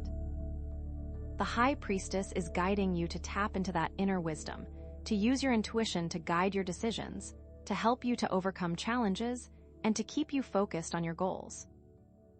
And like, this is where it gets really interesting, because the Eight of Pentacles can sometimes be a warning against getting too caught up in the details, about becoming so focused on the work that you lose sight of the bigger picture. It's important to remember why you're doing what you're doing, to stay connected to your values, and to make sure that your work is aligned with your overall purpose. You don't want to become a workaholic, you know? You don't want to sacrifice your health, your relationships, or your happiness in the pursuit of your goals. It's all about finding that balance, about dedicating yourself to your craft without losing sight of what truly matters in life. And this is even more important because of the Five of Wands showing conflict. Be sure that you are not pouring all of your energy and time into a craft that is only causing you stress and disagreements. Maybe that's part of the message, to hone your focus and dedicate yourself to the right goal. So, like, practically speaking, how might this manifest in your life? Well, it could manifest in so many different ways, honestly. Like, maybe you're starting a new career, and you need to dedicate yourself to learning the necessary skills, to mastering your craft, to becoming truly excellent at what you do. Maybe you need to take some classes, or attend some workshops, or find a mentor who can guide you and support you. Or maybe you're working on a creative project, and you need to put in the time and effort to perfect your art, to hone your skills, to create something truly beautiful and meaningful. Maybe you need to practice every day, or experiment with new techniques, or seek feedback from other artists. Or maybe you're just trying to improve your overall well-being, and you need to dedicate yourself to healthy habits, to consistent exercise, to mindful eating, to stress reduction techniques. Maybe you need to create a daily routine, or set some realistic goals, or find a support group who can help you stay on track. The Eight of Pentacles is just reminding you that it takes work. It takes dedication. It takes consistent effort to achieve your goals, whatever those goals may be. Like, for example, maybe you've been wanting to write a book, but you've been putting it off because you don't think you have the time or the energy. But the Eight of Pentacles would be saying, okay, set aside just a little bit of time each day to write, even if it's just for 15 minutes. Focus on perfecting your craft, on honing your skills, on creating something truly meaningful. And don't give up even when it's hard. Keep working at it, and eventually you'll have a finished book that you can be proud of. Or maybe you've been wanting to start your own business, but you're afraid of failure. The Eight of Pentacles would be saying, okay, start small. Focus on mastering the skills you need to succeed. Take some classes, network with other entrepreneurs, and learn from your mistakes. And don't be afraid to ask for help. There are plenty of people who are willing to support you and guide you along the way. The possibilities are endless, honestly. The Eight of Pentacles is just giving you the encouragement and the motivation you need to get started, to take that first step, to dedicate yourself to your goals. And it's all about the work.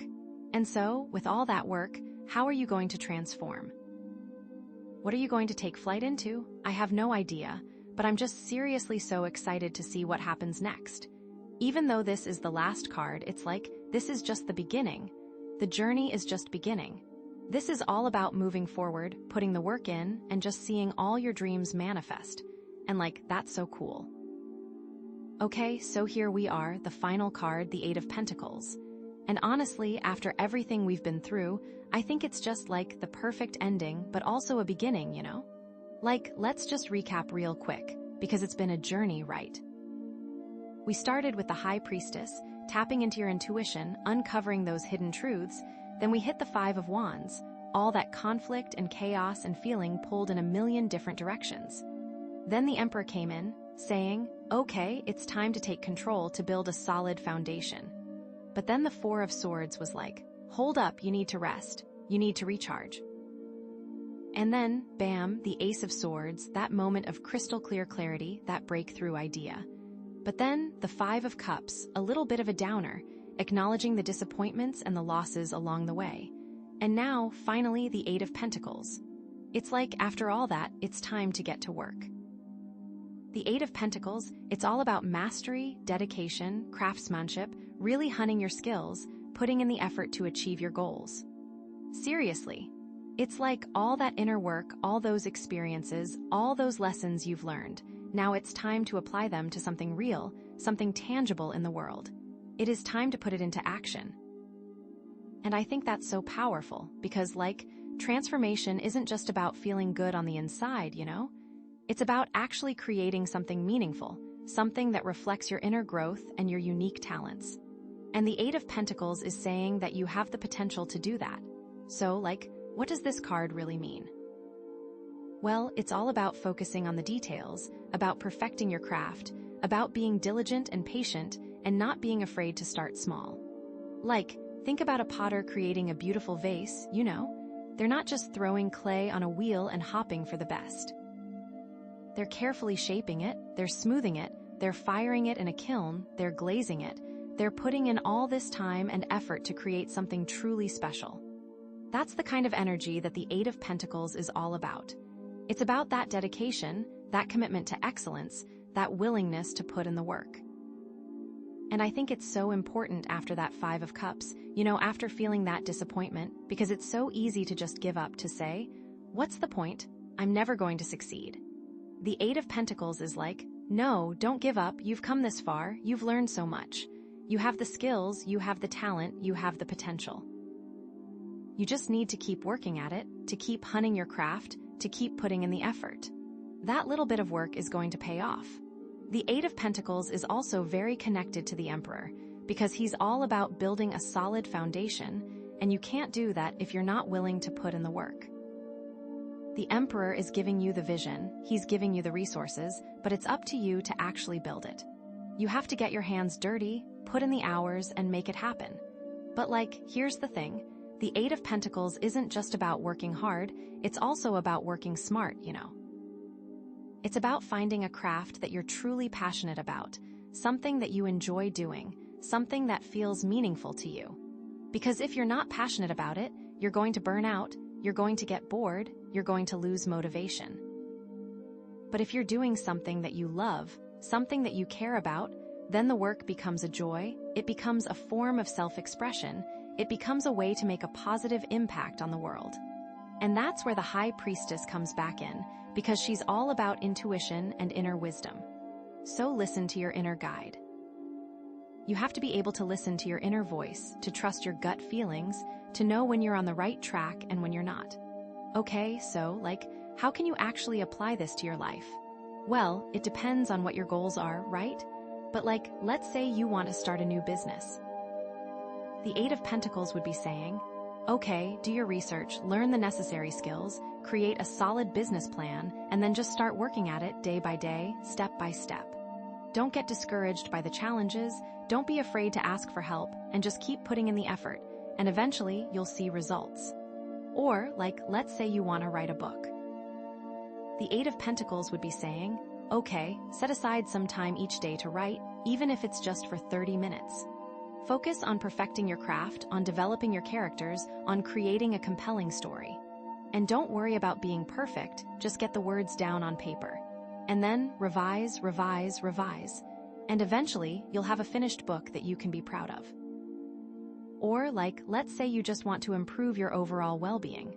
The Eight of Pentacles would be saying, okay, commit to a healthy lifestyle, exercise regularly, eat nutritious foods, get enough sleep, and practice stress reduction techniques. And don't expect to see results overnight, it's a process, it takes time. But if you're consistent, if you're dedicated, you'll eventually start to feel better, both physically and mentally. And that's where the Labradorite butterfly energy comes back in, because transformation is a journey, not a destination. It's about constantly evolving, constantly growing, constantly learning, constantly becoming the best version of yourself. And the Eight of Pentacles is just one step on that journey. It's about taking all the lessons you've learned and putting them into practice, about creating something tangible that reflects your inner growth and your unique talents.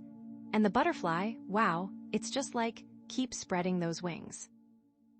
And honestly, I think this is such a beautiful message, because it's saying that you have the power to create your own reality, that you have the ability to manifest your dreams, that you have the potential to transform your life in amazing ways. But it's not going to happen overnight. It's not going to happen without effort. It's not going to happen without dedication. You have to be willing to put in the work. But the thing is, it's not just about working hard, it's about working with intention, with purpose, with love. It's about finding something that you're passionate about, something that you care about, something that makes you feel alive. Because when you're doing that, the work doesn't feel like work, it feels like a gift, it feels like a blessing, it feels like a way to express your true self. So my final words to you are, trust your intuition, embrace the challenges, build a solid foundation. Rest when you need to, get clear on your goals, acknowledge your disappointments, and then get to work. Dedicate yourself to your craft, hone your skills, and create something amazing. You have the power to transform your life, you have the potential to achieve your dreams, and you have the support of the universe to guide you along the way. Seriously, I am so excited for you. I can feel the energy, I can see the potential. You are on the verge of something truly amazing. Just trust yourself, trust the process, and trust that everything is happening for your highest good. This Labradorite butterfly energy is just like soaring with you. You got this. Go out there and create something beautiful. Hey there, you chose the Jasper Star, huh? Awesome choice. This crystal is all about illumination, like it's here to help you see things clearly. And that ties right into our theme today, a celestial map helping you unveil your path forward through inner wisdom. Okay, so let's dive right into these cards because, wow, they have a lot to say. The first card we have is the High Priestess, and oh my gosh, she's all about intuition, mystery, and the divine feminine. Like, she's sitting there, behind the veil, holding all the secrets. So, what this tells me right away is that you have incredible intuition, probably more than you even realize. You know, it's like that little voice inside that you sometimes ignore. Yeah, that's her. And she's saying, hey, pay attention, I have some important stuff to tell you. The High Priestess is all about going within. It's about trusting your gut, trusting your instincts, even if they don't make logical sense at first. You know, sometimes we get so caught up in our heads, trying to analyze everything, that we completely miss the subtle cues the universe is sending us. But the High Priestess is like, no, slow down, breathe, and listen to your heart. And this totally connects with the Jasper Star, right? Because the crystal is illuminating your intuition, helping you see those hidden messages more clearly. It's like the crystal is turning up the volume on your inner voice, making it easier to hear. So, if you've been feeling confused or uncertain lately, this is a sign that you need to tap into your intuition and trust yourself more. Think about a time when you had a really strong feeling about something, but you ignored it. Maybe it was a business decision, a relationship, or just a simple choice like what to eat for dinner. And then, later on, you realized, oh man, I should have listened to my gut. We've all been there, right? The High Priestess is here to remind you that your intuition is a powerful tool, and you need to start using it. Now, the thing about the High Priestess is that she doesn't give you all the answers right away. She's not going to spell things out for you in black and white. Instead, she gives you clues, hints, and nudges. It's up to you to put the pieces together and figure out what it all means. So, be patient with yourself, trust the process, and don't be afraid to explore the unknown. Okay, so that's the High Priestess. Now, let's move on to the next card, which is the Nine of Pentacles. And wow, this is a beautiful card. This is all about abundance, luxury, and independence. Like, this woman is standing in her gorgeous garden, surrounded by wealth and beauty. She's totally self-sufficient and living her best life. So, what this tells me is that all that inner work you're doing with the High Priestess, it's going to pay off big time. The Nine of Pentacles is the reward for trusting your intuition and following your heart. It's the manifestation of all your hard work and dedication. You know, it's like you've been planting seeds and watering them, and now they're finally starting to bloom. This card is also about enjoying the finer things in life. It's about treating yourself to something special, whether it's a relaxing spa day, a fancy dinner, or just a beautiful piece of art. You deserve it. You've worked hard to get where you are, so don't feel guilty about indulging a little. But the Nine of Pentacles isn't just about material wealth. It's also about inner wealth. It's about feeling confident, secure, and content with who you are. It's about knowing your worth and not settling for anything less than you deserve. You know, it's like you've finally realized that you're a total rock star, and you're not afraid to show it. And the thing I love about the Nine of Pentacles is that it's all about independence. This woman isn't relying on anyone else for her happiness or success. She's created her own empire, and she's calling the shots. So, this is a sign that you're becoming more and more self-reliant and empowered. You're taking control of your life and creating the future you want. Now, how does this connect with the High Priestess? Well, it's simple. The High Priestess is the inner wisdom that guides you to abundance. She's the voice that tells you which opportunities to pursue and which ones to avoid. She's the compass that keeps you on track, even when things get tough. So, by trusting your intuition, you're paving the way for the Nine of Pentacles to manifest in your life. Think about it like this. The High Priestess is the architect, and the Nine of Pentacles is the beautiful building she designed. You can't have one without the other. You need the vision and the guidance of the High Priestess to create the abundance and luxury of the Nine of Pentacles. And remember the Jasper star? It's still shining its light on your path, helping you see the connection between your intuition and your abundance. It's like the crystal is saying, hey, keep going, you're on the right track. Trust yourself and you'll reach your destination. Okay, so we've got the High Priestess and the Nine of Pentacles. Now, let's move on to the final card, which is the Page of Cups. And oh my goodness, this card is just so sweet and innocent. This is all about new beginnings, creativity, and emotional expression. Like this young person is standing by the sea, holding a cup with a fish popping out of it. It's a symbol of wonder, curiosity, and the magic of life. So, what this tells me is that you're about to embark on a new adventure. It could be a new relationship, a new job, a new hobby, or just a new way of looking at the world. Whatever it is, it's going to be exciting, fulfilling, and full of possibilities. The Page of Cups is also about embracing your creativity. It's about letting your imagination run wild and expressing yourself in new and innovative ways. You know, it's like you're a kid again, playing with paint, building sandcastles, and just having fun. So don't be afraid to experiment, try new things, and let your inner artist shine. And the thing I love about the Page of Cups is that it's all about emotional expression. This card is a reminder that it's okay to be vulnerable, to share your feelings, and to connect with others on a deeper level. You know, it's like you're opening your heart and letting the love flow in. So, how does this connect with the High Priestess and the Nine of Pentacles? Well, it's like this. The High Priestess is the inner wisdom that guides you to abundance, and the Nine of Pentacles is the manifestation of that abundance. But the Page of Cups is the next step on the journey. It's about using your abundance to create something new, something beautiful, and something meaningful. Think about it like this. You've tapped into your intuition, you've manifested abundance, and now you're ready to share your gifts with the world. You're ready to use your creativity to make a difference, to inspire others, and to leave your mark on the planet. The Page of Cups is the spark of inspiration that ignites your passion and drives you to create. For example, maybe you've always dreamed of starting your own business, but you've been too afraid to take the leap. The Page of Cups is a sign that now is the time. Use your intuition to guide you, use your abundance to support you, and use your creativity to make your dream a reality. Or maybe you've been feeling disconnected from your emotions lately. The Page of Cups is a reminder that it's okay to feel. It's okay to cry, to laugh, to get angry, and to express yourself authentically. Don't bottle up your feelings.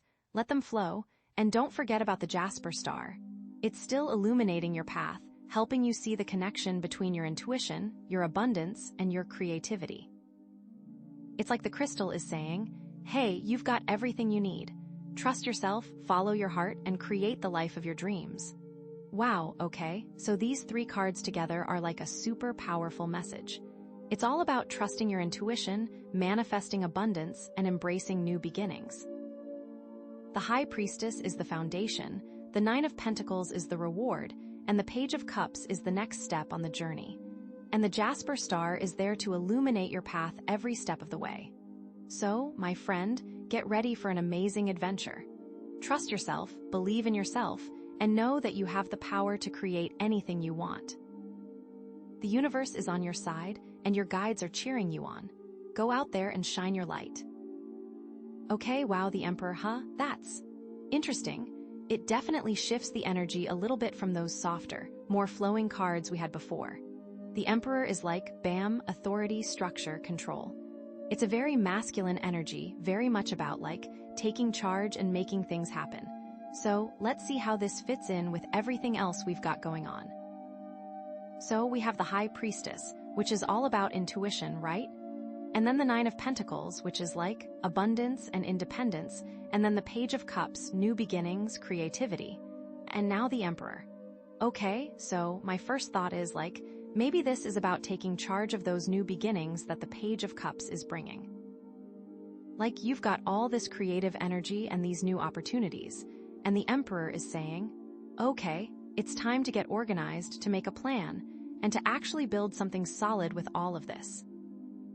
You know, it's like the Page of Cups is the spark of inspiration, but the Emperor is the one who actually turns that spark into a flame, makes sure the fire keeps burning, builds the hearth and the home around it, you know. Does that make sense? Or another possibility, and this is just coming to me now, is that the Emperor could represent someone coming into your life. Someone who embodies that strong, authoritative energy. Maybe someone who can help you build that structure and stability that you're looking for. But, you know, we have to be careful with the Emperor, because he can also be a little controlling. Like, he can be so focused on structure and order that he forgets about the importance of intuition and creativity. So it's important to find that balance, right? To harness the Emperor's strength without letting him stifle your inner voice or your creative spirit. Think about it this way. The High Priestess is whispering in your ear, guiding you with her intuition, and the Emperor is saying, okay, that's great, but how are we going to make this practical? How are we going to turn this into something real? He wants to take that intuitive guidance and create a solid foundation for it to grow on. He's about building a system, a structure, a framework that allows your intuition to flourish. So, it's not about ignoring your intuition, it's about channeling it effectively. And how does this tie into the Nine of Pentacles? Well, the Nine of Pentacles is all about abundance and independence, right? So maybe the Emperor is helping you build an empire of your own, helping you create a business, a career, or a life that gives you that financial security and freedom that you desire. He's about taking that abundance and using it wisely, investing it, managing it, and making sure it continues to grow. He's not just about having wealth, he's about building wealth that lasts. He's about creating a legacy. He's about building something that you can be proud of, something that will stand the test of time. But, and this is a big but, you need to make sure that you're building that legacy on your own terms, that you're not letting someone else dictate what that legacy should look like. That you're not sacrificing your own values or your own dreams in the pursuit of wealth or power. That's the shadow side of the Emperor, and we definitely want to avoid that. The key is to use the Emperor's energy to empower yourself, not to let him control you. To take his strength and his determination and apply it to your own goals and your own vision. So, let's dig a little deeper here, okay? What does the Emperor really mean for you right now? I mean, we have to think about your specific situation, your specific goals. Are you feeling like you need more structure in your life? Are you feeling like you need to take more control of your career or your finances? Or are you feeling like someone else is trying to control you, trying to dictate your path? These are important questions to ask yourself, because the Emperor can show up in different ways depending on what's going on in your life. Maybe you're feeling overwhelmed by all the possibilities that the Page of Cups is presenting. Maybe you have so many ideas, so many creative projects that you don't know where to start. The Emperor can help you prioritize. He can help you focus your energy on the things that are most important to you. He can help you create a plan of action and stick to it. He can also help you set boundaries. To say no to the things that don't align with your goals, to protect your time and your energy, and to create space for the things that truly matter. But again, we have to be careful not to become too rigid. Not to become so focused on our plans that we miss out on unexpected opportunities. Not to become so attached to our goals that we forget to enjoy the journey. The Emperor needs to work with the Page of Cups, not against it. He needs to embrace the creativity and the spontaneity of the page while still providing structure and guidance. It's a dance, you know. A constant balancing act between order and chaos, between control and freedom. And the High Priestess is there to guide you, to help you find that balance, to help you listen to your intuition and make sure that you're staying true to yourself. Now, let's talk about that shadow side of the Emperor for a minute, because it's important to be aware of it. The Emperor, at his worst, can be a real tyrant. He can be controlling, domineering, and even abusive.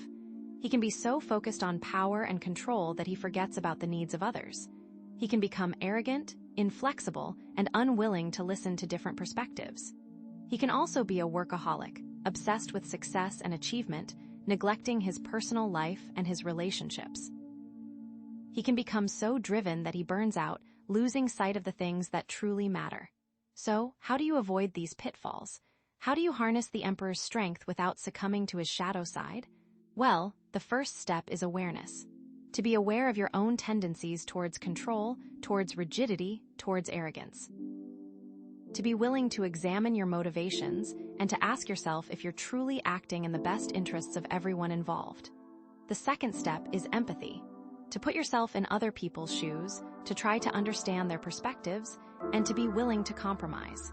To remember that everyone has their own unique experiences and their own valid points of view. The third step is humility.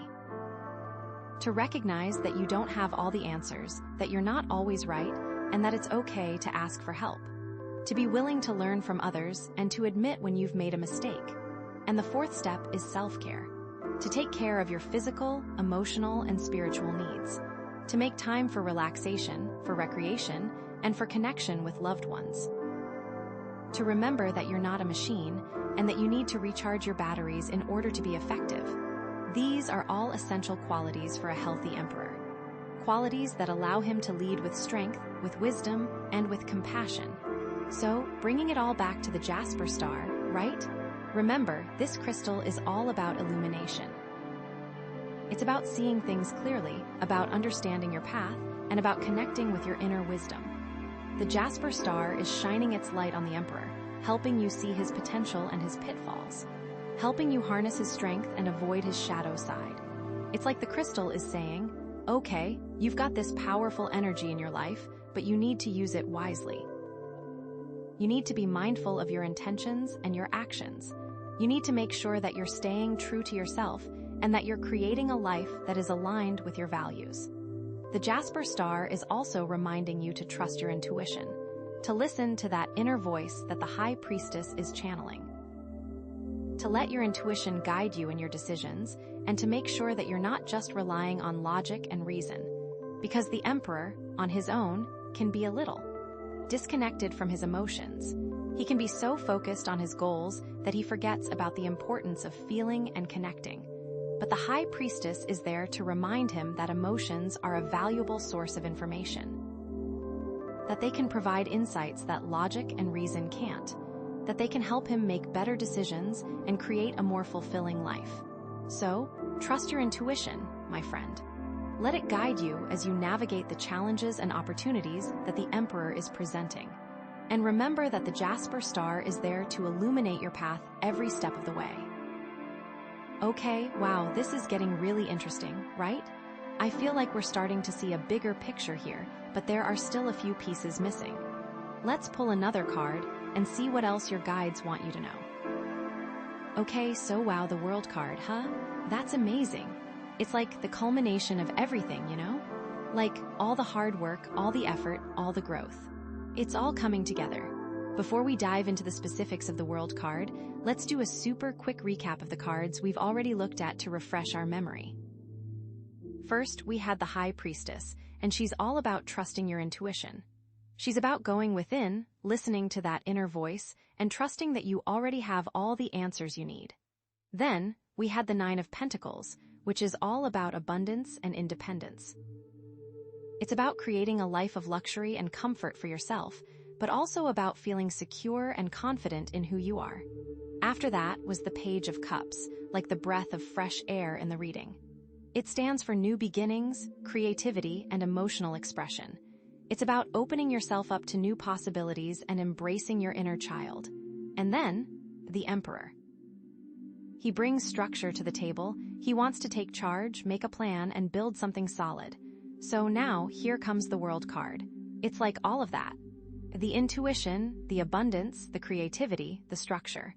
It all comes together to create this feeling of wholeness and completion. This card, the World, is about reaching the finish line, achieving your goals, and feeling a sense of accomplishment. It's like you've climbed the mountain and now you're standing at the top, looking out at the view. But it's not just about the end of something, it's also about the beginning of something new.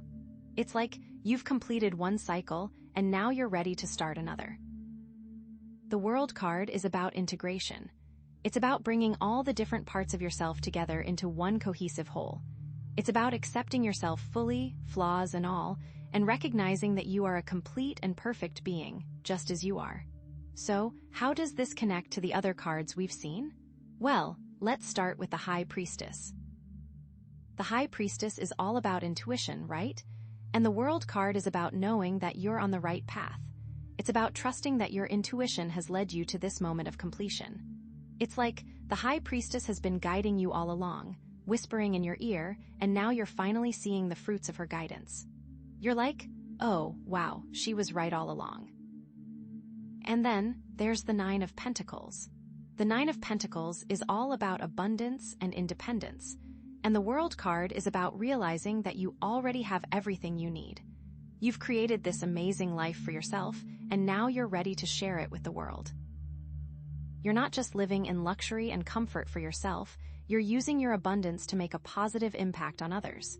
It's like, you've reached this point where you're like, okay, I've got all this stuff, what am I going to do with it? And then we have the Page of Cups. The Page of Cups is all about new beginnings and creativity. And the World card is about recognizing that the possibilities are endless. It's about feeling inspired to start new projects, to explore new avenues, and to express yourself in new and exciting ways. It's like, you've reached this point where you're like, okay, I've completed this cycle, now what's next? You're brimming with ideas and enthusiasm, ready to take on the world. It's like the World card is saying, hey, go create, go explore, the world is your oyster. Then, we have the Emperor who wants to take charge and all that, and he's thinking, okay, these are the goals we achieved, and now that we know that we can do it, what other goals should we achieve? What other goals are worthy of our time? Now, the World card isn't always easy. It can also represent challenges. For example, it can represent the fear of success. It's like, you've worked so hard to get to where you are, and now you're afraid of losing it all. You're afraid of not being able to live up to the expectations. You're afraid of what comes next, or it can represent the feeling of being stuck. It's like you've reached the top of the mountain, but now you don't know where to go next. You're feeling lost and directionless. You're like, okay, I've achieved my goal, but now what? But even in these challenges, the World card is ultimately a positive card. It's a reminder that you have the strength and the resilience to overcome any obstacle. It's a reminder that you are capable of anything you set your mind to. And it's a reminder that the universe is always supporting you, even when things feel difficult. So, what does this all mean for you? Well, it means that you're on the verge of a major breakthrough. You're about to complete a cycle in your life and step into a new level of consciousness. You're about to realize your full potential and create a life that is truly aligned with your soul's purpose. You know, it's like all the pieces are finally falling into place. You're starting to see the bigger picture, and you're realizing that everything has been leading you to this moment. And it really goes back to that Jasper star, right? It's illuminating your path, helping you see the connections between all these different aspects of your life. It's like the crystal is saying, hey, you're almost there. Keep going, you've got this. So, how can you integrate the lessons of the World card into your daily life? Well, here are a few ideas. Take some time to reflect on your accomplishments. What have you achieved in the past year? What are you most proud of? Celebrate your successes. Don't be afraid to pat yourself on the back and acknowledge how far you've come. Set new goals. What do you want to achieve in the next cycle of your life? What are you passionate about? Embrace your imperfections. Nobody's perfect, and that's okay. Learn to love yourself, flaws and all. Connect with others. Share your gifts with the world and make a positive impact on the lives of those around you. Trust your intuition. Listen to that inner voice and let it guide you on your path. And most importantly, remember to enjoy the journey. Life is too short to be stressed out and worried all the time. Take time to appreciate the beauty and the wonder that surrounds you. Connect with nature, spend time with loved ones, and do things that bring you joy. The World card is a reminder that you are a complete and perfect being, just as you are. You have everything you need to create a life that is full of love, joy, and abundance. So go out there and shine your light. Show the world what you're made of. I feel like this is like a graduation, you know. You're receiving your diploma, you're walking across the stage, and you're ready to start your new life. But it's also a reminder that learning never ends. There's always something new to discover, something new to learn, and something new to experience. So, keep your mind open, keep your heart open, and keep exploring the world around you. It's interesting how this all connects back to the Jasper star, which is all about illumination, right? Because the World card is like the ultimate illumination. It's like you've finally seen the light, you've finally understood your purpose, and you're ready to live your life to the fullest. The crystal has been guiding you all along, and now you've reached this point of clarity and understanding. It's like the crystal is saying, "Hey, I told you you could do it. I knew you had it in you all along." Wow, this is such an exciting reading. I'm so excited for you and all the amazing things that are coming your way. This is so amazing, how everything is unfolding, right? And like there's still one card left. One more card. I am so curious now. What could it possibly be? What other message do your guides have for you? Okay, without further ado, let's pull the final card and see what else is in store for you. Okay. Wow, the Nine of Swords. Okay, that's heavy. That's a very different energy from the world, isn't it? The world is all, yay, you did it. And the Nine of Swords is but what if you lose it all? See, now that's just, real. It makes it all, that really resonates. So it's okay, we've reached this point of completion, we've achieved our goals, but now we're lying awake at night, worrying about everything that could go wrong. What if we're not good enough? What if we fail? What if everything falls apart? It's like that feeling when you're on top of the world, but you're also terrified of falling.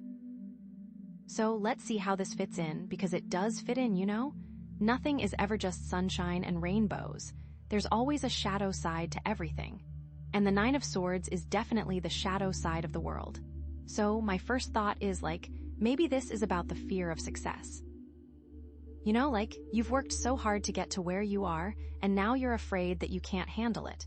You're afraid that you're not good enough, that you're going to mess it all up. Or maybe it's about the pressure of expectations. Now that you've achieved this big goal, everyone is expecting you to do even bigger and better things. And that can be really overwhelming, Another possibility, and this is just coming to me now, is that the Nine of Swords could represent the anxieties that come with new beginnings. The world is about the end of a cycle, but it's also about the start of a new one.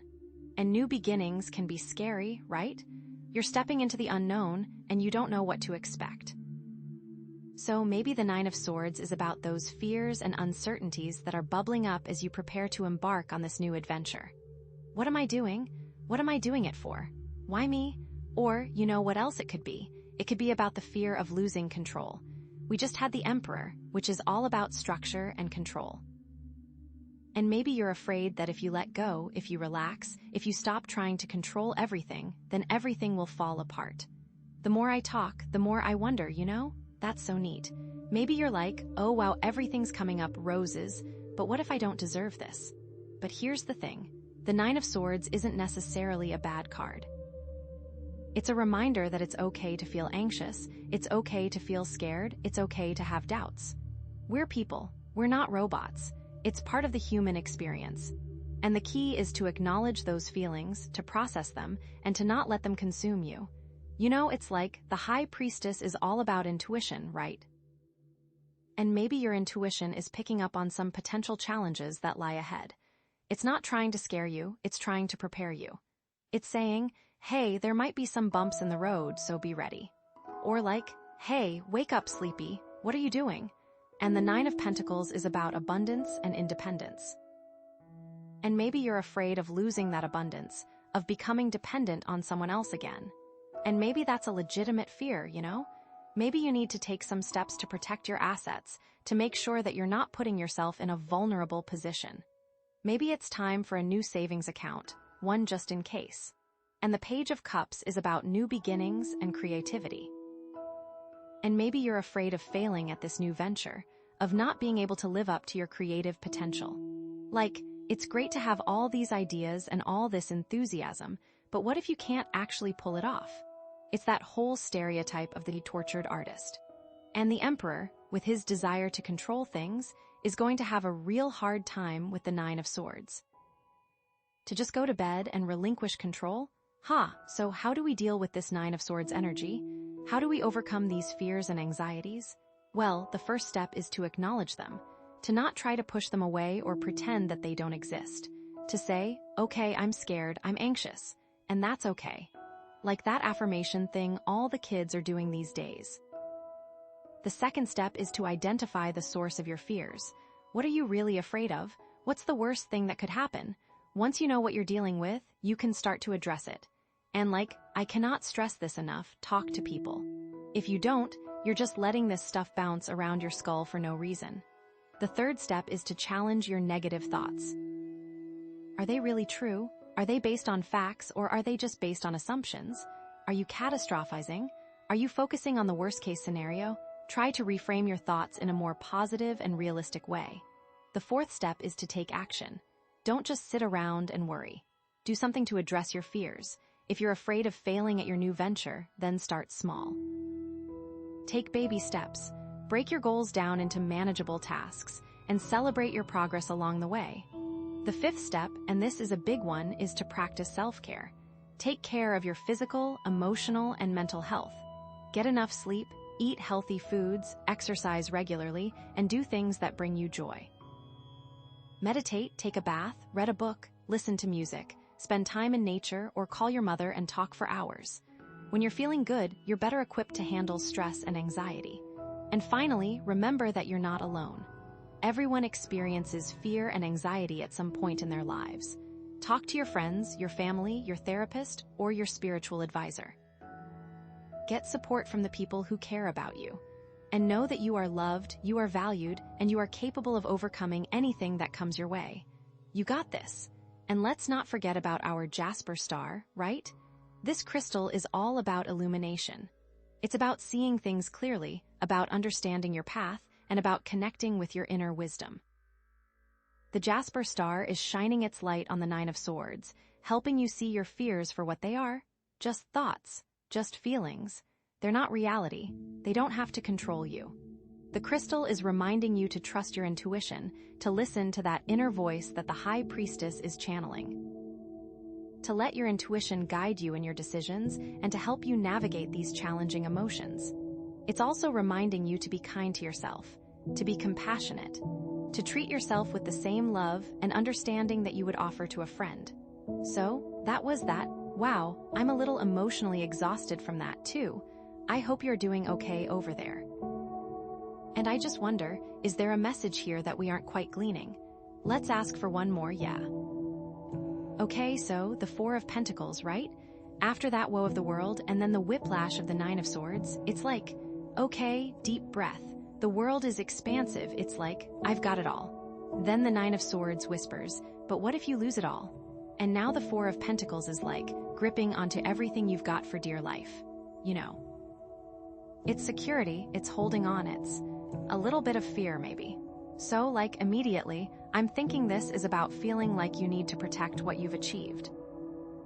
Like the World card showed you this amazing potential, this completion, but then the Nine of Swords freaked you out, made you think you don't deserve it, or that it could all be taken away, and the Four of Pentacles is your reaction holding on so tight you're turning blue, you know. It's like, okay, you've reached this amazing place, but now there's this fear of scarcity creeping in, this feeling that you have to hoard everything, that there's not enough to go around. Which totally makes sense after the Nine of Swords. It's like your brain is screaming, protect yourself, conserve, don't let anything slip away.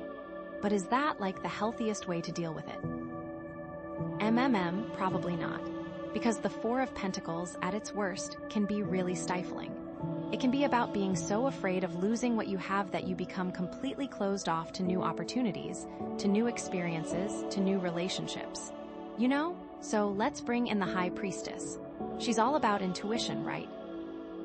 So, what's your intuition telling you about this feeling of needing to hold on so tight? Is it a genuine warning? Is there a real threat to your security? Or is it just fear talking? Is it that Nine of Swords whispering lies in your ear again? The High Priestess is urging you to go within, to really examine your motivations. Are you acting out of love or out of fear? Are you holding on to things because they truly serve you, or because you're afraid of what will happen if you let go? And what about the Nine of Pentacles? That's all about abundance. So, how does the Four of Pentacles play into that? Are you truly enjoying your abundance, or are you too busy worrying about losing it? Are you sharing your wealth and good fortune with others, or are you keeping it all locked up for yourself? The Nine of Pentacles is about feeling secure and confident, not just having material possessions. It's about knowing that you're worthy of abundance and that the universe will always provide for you. So, if you're clinging to everything out of fear, you're actually blocking the flow of abundance. You're sending a message to the universe that you don't trust it to take care of you. And then, there's the Page of Cups, all bright-eyed and bushy-tailed with new beginnings. How does the Four of Pentacles affect that fresh, creative energy?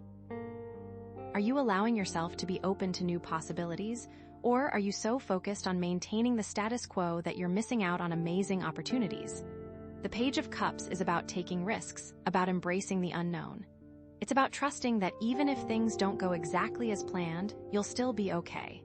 But the Four of Pentacles is like, no, stay safe, don't rock the boat. It's like you get this amazing idea, this inspiration, but then you immediately shut it down because you're afraid of what it might cost you, whether that's money, time, or security. Ooh, and the Emperor. He's all about structure and control. So, does the Four of Pentacles amplify that control, or does it create conflict? Is the Emperor helping you build a solid foundation for your future, or is he becoming a rigid, inflexible tyrant who's afraid of any kind of change? Maybe the Emperor is trying to create a sense of order and stability after the chaos of the Nine of Swords. Maybe he's trying to build a fortress around your abundance to protect it from outside threats. But is he going too far? Is he becoming so obsessed with control that he's losing sight of the bigger picture? It's like he's building this amazing castle, but he's so afraid of invaders that he never opens the gates to let anyone in. He's isolating himself, and he's missing out on all the joy and connection that life has to offer. See, this card, the Four of Pentacles, it's not inherently bad. It can be about being responsible, about being practical, about making sure you have a safety net. But it's all about balance, right? It's about finding that sweet spot between security and stagnation. So, what's the key here? How do you harness the positive aspects of the Four of Pentacles without falling into its traps? Well, I think it all comes back to that Jasper star, right? Remember, this crystal is all about illumination. It's about seeing things clearly and understanding your path and trusting your intuition, just like the High Priestess always wants for you. The Jasper star is shining its light on your relationship with security, helping you see where you're holding on too tight and where you need to loosen your grip. It's helping you distinguish between genuine threats and unfounded fears. It's like the crystal is saying, okay, it's okay to want to feel secure, but don't let that desire control you. Don't let it prevent you from living your life to the fullest. Trust that you have the strength and the resources to handle whatever comes your way. It's also about being mindful of your relationship with money and possessions. Are you using them to create a life that is meaningful and fulfilling, or are you letting them define you? Are you clinging to things because you're afraid of what will happen if you let go, or are you using them to create opportunities for yourself and others? The Jasper star is urging you to be generous, to be compassionate, to share your abundance with the world. Because the more you give, the more you receive. The more you open yourself up to new experiences, the more joy and fulfillment you'll find. So, here's the thing to think about. What are you really afraid of losing? Is it money? Is it status? Is it control?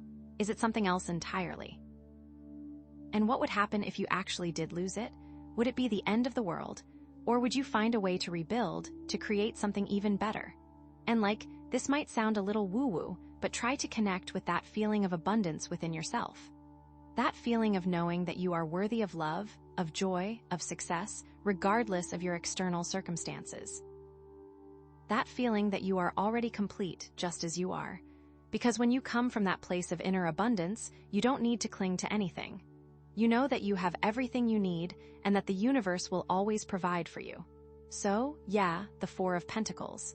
It's a tricky one, right?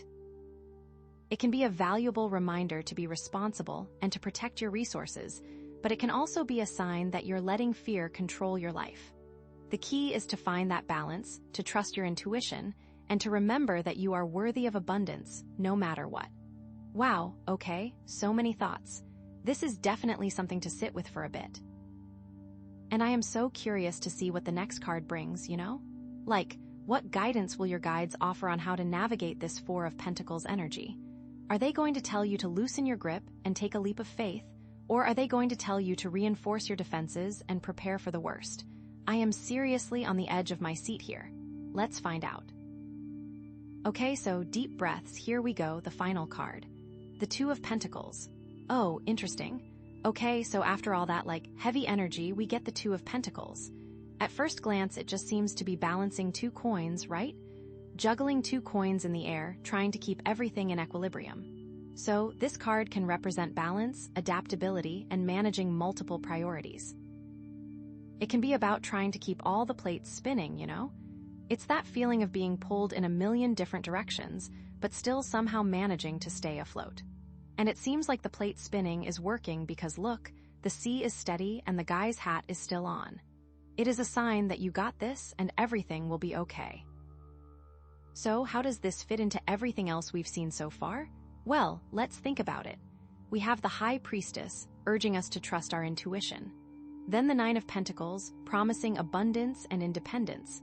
But then the Nine of Swords bringing up all our fears and anxieties. And then the Four of Pentacles making us want to cling to everything we have. So the Two of Pentacles is like, okay, deep breath, I am not giving up. Let's try to deal with this. I will manage. It will get done. So, maybe this is about learning to balance your intuition with your practical needs. Maybe it's about finding a way to stay grounded and secure while still being open to new possibilities. It's like the High Priestess is whispering in your ear, guiding you with her wisdom, but you also have to pay attention to the bills, you know? You have to make sure you're not getting so caught up in your dreams that you neglect your responsibilities. It's a very adulting card, I think. So this card is saying, okay, you have all these amazing gifts, so make sure you utilize them appropriately. Or maybe this is about balancing your desire for abundance with your fear of scarcity. Maybe it's about learning to trust that there will always be enough, even when things feel uncertain. It's like the Nine of Pentacles is showing you all the amazing things you can create, but the Nine of Swords is whispering, but what if it all disappears? And the Two of Pentacles is saying, okay, I hear you, but let's not panic. Let's just focus on managing what we have and trusting that more will come. Don't hoard all your abundance. What a sad place to be. Share your wealth with the world and you will see it come back to you. Or, you know what else it could be? Maybe it's about balancing your desire for control with your need for flexibility. Maybe it's about learning to let go of the things you can't control and focusing on the things you can. It's like the Emperor wants to create order and structure, but the Page of Cups is all about spontaneity and creativity. And the Two of Pentacles is saying, okay, let's find a middle ground. Let's create a plan, but be willing to adapt it as needed. Let's embrace the unexpected, but also stay grounded in our values. It's that whole go with the flow idea, you know. And I know it's so much easier said than done, you know, because people love routine, right? We are creatures of habit. We all want a schedule. And if you're feeling like you got that schedule and it's working, then that's great. The opposite is not great. If you feel like your schedule has taken over your life. Do you wake up thinking, what am I doing? Why am I doing this? And maybe the routine has gotten you to a good place, but how are you feeling? And if you feel like you should do something else, you absolutely should. And how does this tie into the Four of Pentacles? I mean, the Four of Pentacles is like holding on tight, and the Two of Pentacles is like juggling. So maybe it's about finding a way to loosen your grip without completely letting go. Maybe it's about being willing to take some calculated risks, to experiment, to try new things, but also being mindful of your resources and protecting yourself from potential losses. Like, don't bet the farm, but don't be afraid to plant a few seeds, you know? And what does this have to do with our illuminating Jasper star, right? It helps light the way. Let your inner light shine. Don't hide it. So, what does all this mean for you, like, right now? I think it means that you're being called to find a new sense of balance in your life.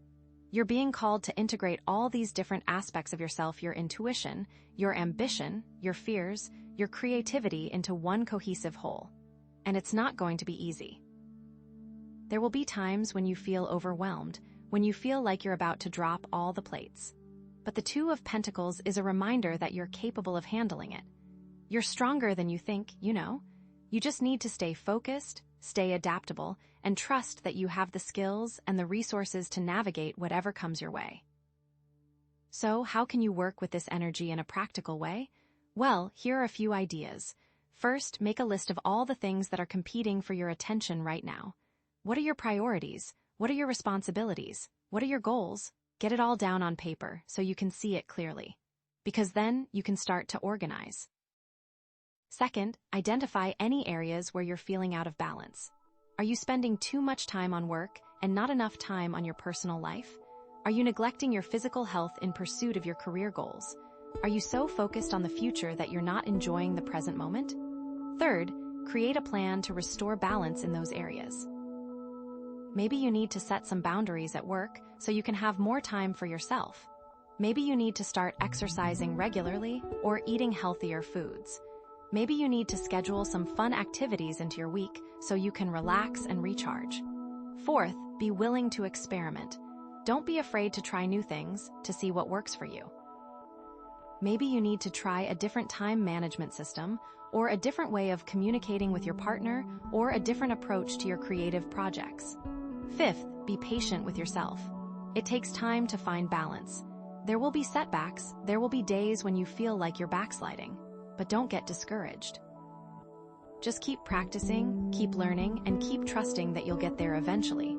Sixth, and this is so important, celebrate your small wins. Acknowledge your progress and give yourself credit for all the hard work you're doing. Because it's easy to get caught up in the challenges and forget how far you've come. And finally, remember that you're not alone. Everyone struggles with balance at some point in their lives. Talk to your friends, your family, your therapist, or your spiritual advisor. Get support from the people who care about you. And know that you are loved, you are valued, and you are capable of creating a life that is both fulfilling and sustainable. You've got this. And you know, bringing it all back to the Jasper star, right?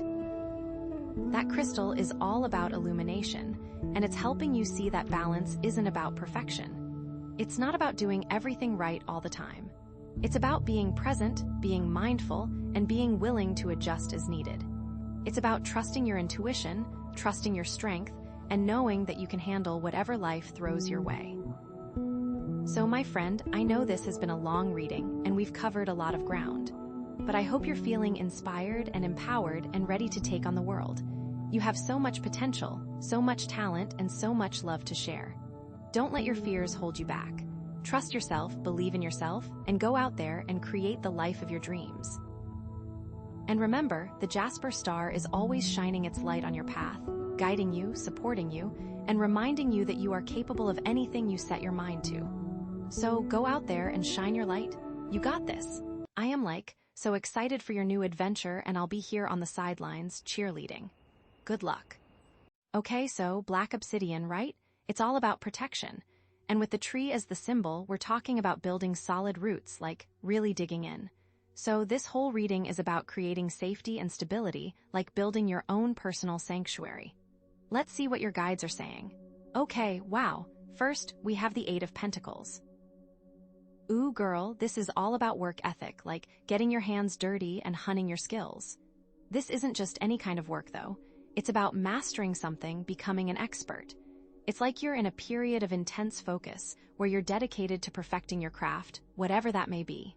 Think of it as leveling up, you know? Like going from amateur to pro. Maybe you're learning a new software, maybe you're diving deep into a creative hobby, or maybe you're finally tackling that project you've been putting off forever. The key here is dedication and repetition.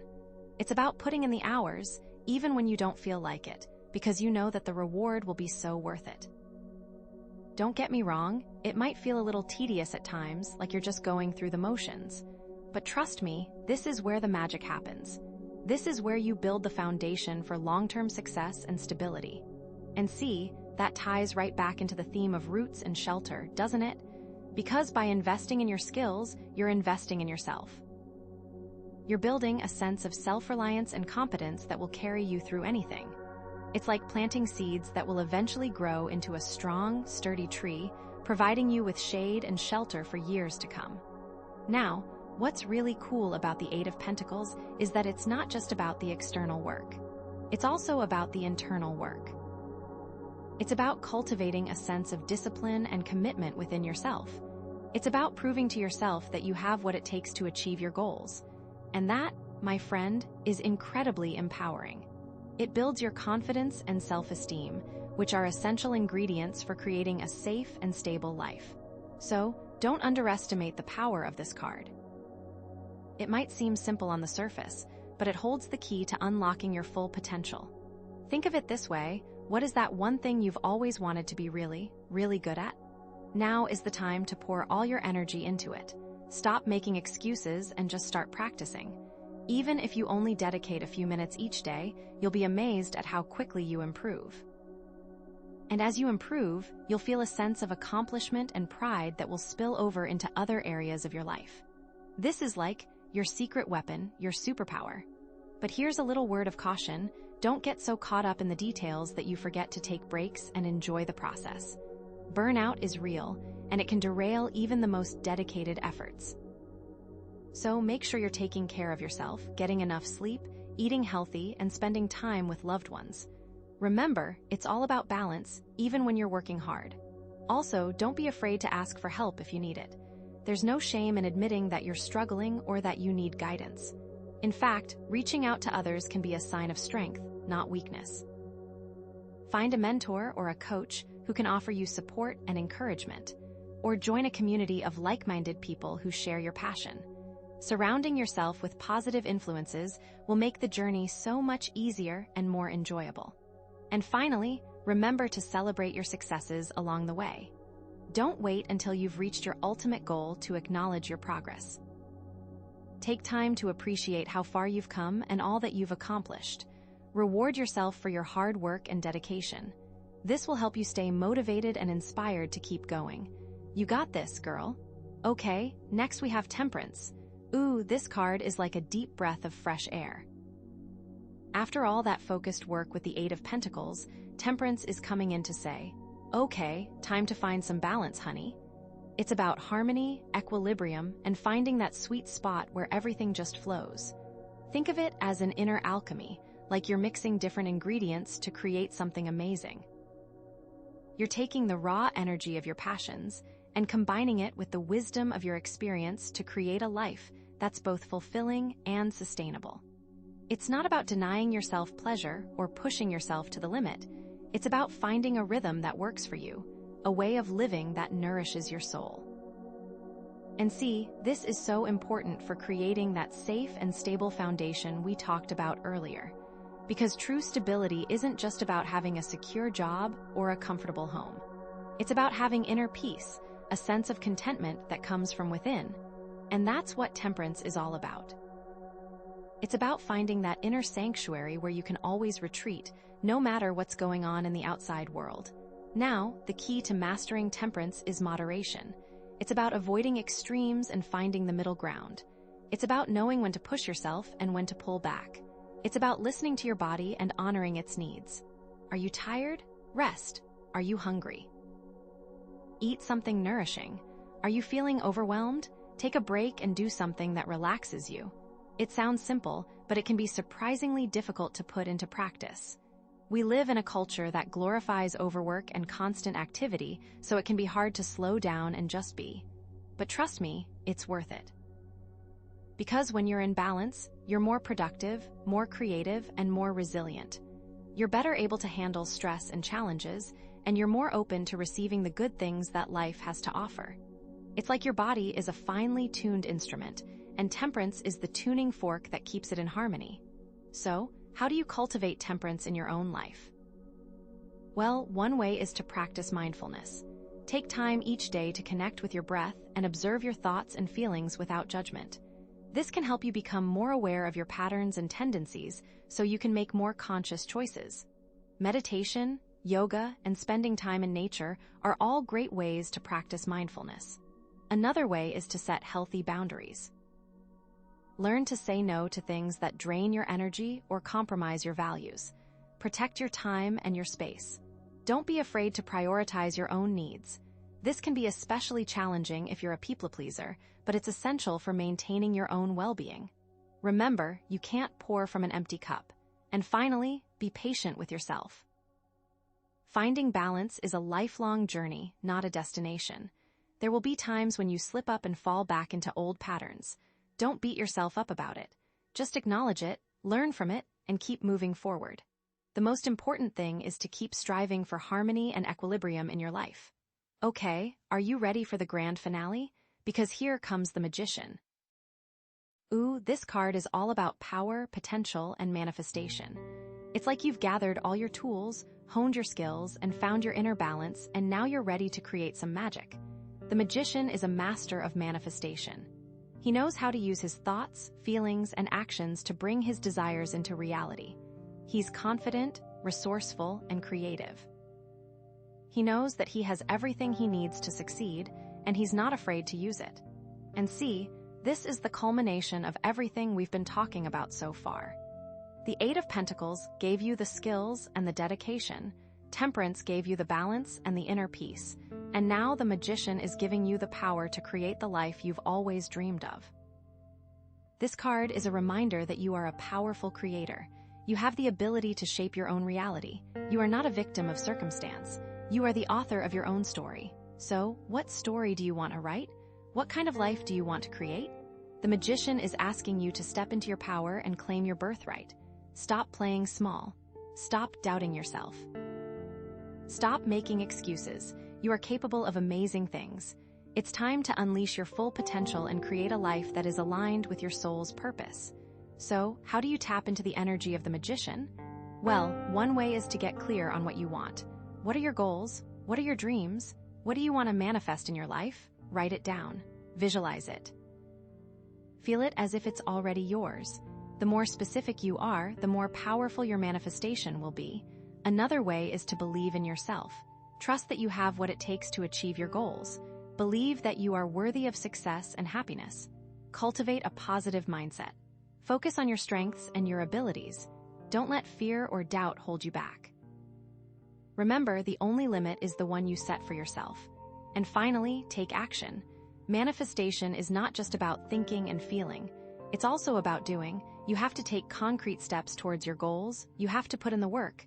You have to be willing to take risks. But don't worry, you don't have to do it all at once. Just start with one small step, then take another, and another. And before you know it, you'll be well on your way to achieving your dreams. So, what does all this mean in the context of creating safety and stability? Well, it means that you have the power to create your own security. You are not dependent on external circumstances. You have the ability to build a life that is both fulfilling and secure. By investing in your skills, finding your inner balance, and tapping into your creative potential, you can create a foundation that will support you through anything. You are the architect of your own destiny. You are the master of your own fate. So go out there and create some magic. And that obsidian is there to protect you as you build it. Okay. Okay, girl, are you ready for this? Because we just pulled the Judgment card. Whoa. Okay, so, after all that building and balancing and manifesting, Judgment is here. This is intense. This isn't just a little nudge. This is like the universe shouting, wake up. You know, it's a major, major wake-up call. With the black obsidian energy, it feels like this is a protected awakening, like you're safe to really, truly see something. Judgment isn't about being judged, like in a bad way, it's about reckoning. It's about a final review, like looking back at everything you've done, every choice you've made, and seeing it all with new eyes with total clarity. It's like your soul is calling you forward, and you can't ignore it anymore. It's time to rise. And because this whole reading is about roots and shelter, this Judgment card feels like it's about judging your foundations, you know? Like, are the things you've built your life on actually serving you? Are they truly providing you with safety and stability, or are they just illusions? Are you building your house on rock or on sand, basically? This card often comes up when we're at a major turning point in our lives. It's like you've reached a point where you can't keep living the way you've been living. Something has to change. And this isn't a gentle suggestion, it's a requirement. The universe is basically saying, okay, you've learned your lessons, now it's time to apply them. It's time to step into your true purpose. And with that protective obsidian, you're not alone in this, you know? So, what does this mean for you? Well, I think it means it's time to take a good, hard look at your life. Like, really look at it. What areas are feeling aligned and what areas are feeling off? Where are you holding yourself back? Where are you not living up to your full potential? This card is asking you to be brutally honest with yourself. No more excuses, no more denial. It's time to face the truth. Even if it's uncomfortable, even if it's scary, it's time to see things as they really are. Are the ROOTS you have been cultivating truly nourishing you? And the amazing thing about the Judgment card is that it's not just about looking back. It's also about looking forward. It's about rebirth, about new beginnings.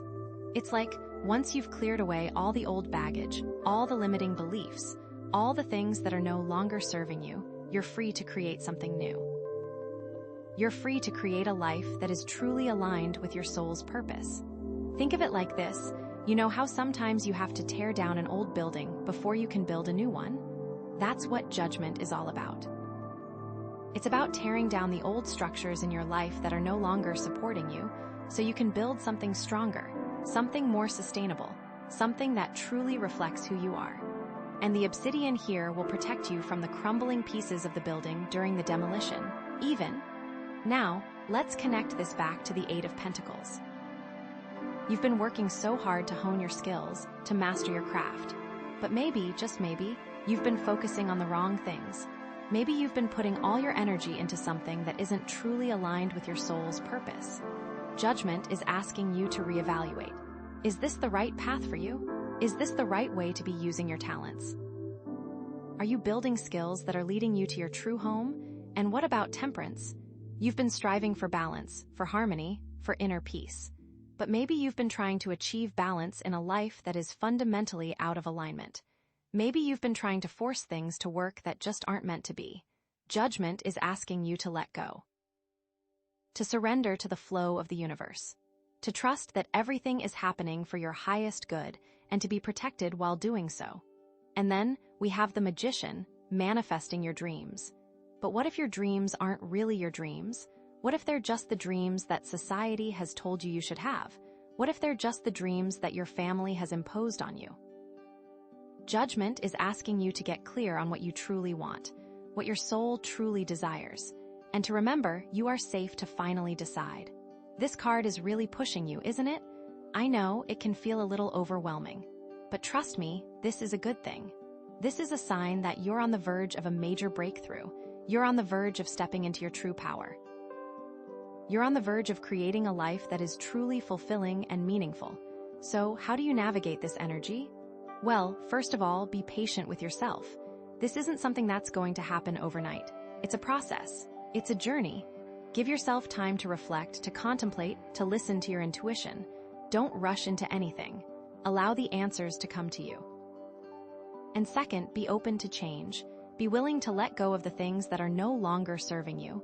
Be willing to step outside of your comfort zone. Be willing to take risks, because that's where the magic happens.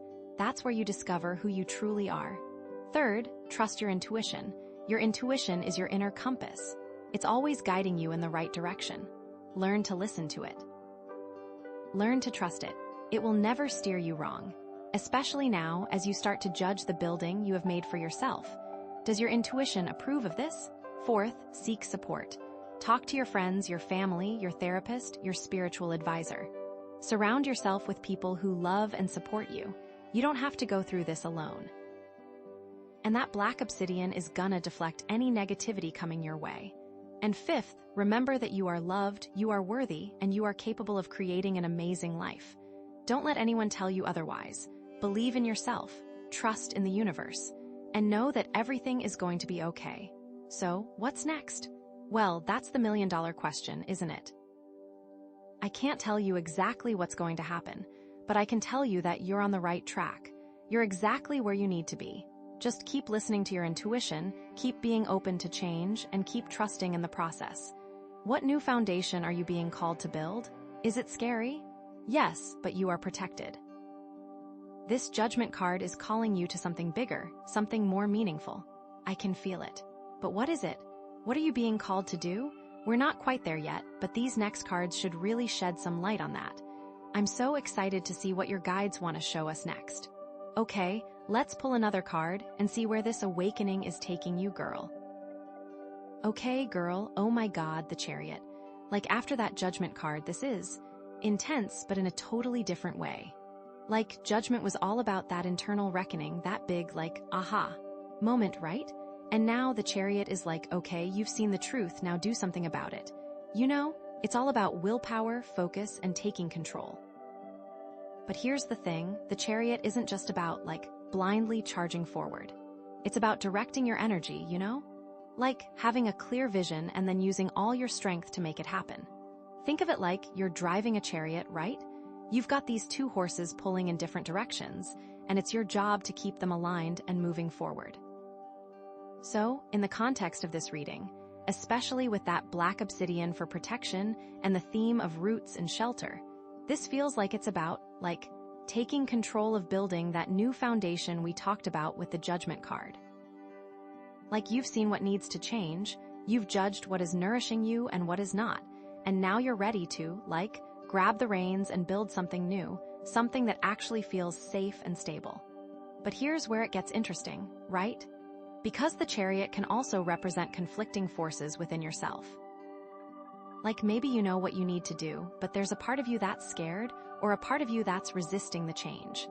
It's like one horse wants to go one way, and the other horse wants to go another way, and you're stuck in the middle, trying to keep everything together. So this card is really calling you to, like, get super clear on your intentions. What do you really want? What kind of life do you want to create? What does safe and stable actually mean to you? Because if you don't have a clear vision, those horses are just going to keep pulling in different directions, and you're going to end up going nowhere, you know? You will just be stuck. And remember that Eight of Pentacles, all that hard work and skill building. Well, the Chariot is about using those skills, you know? It's about taking all that knowledge and experience you've gained and putting it into action.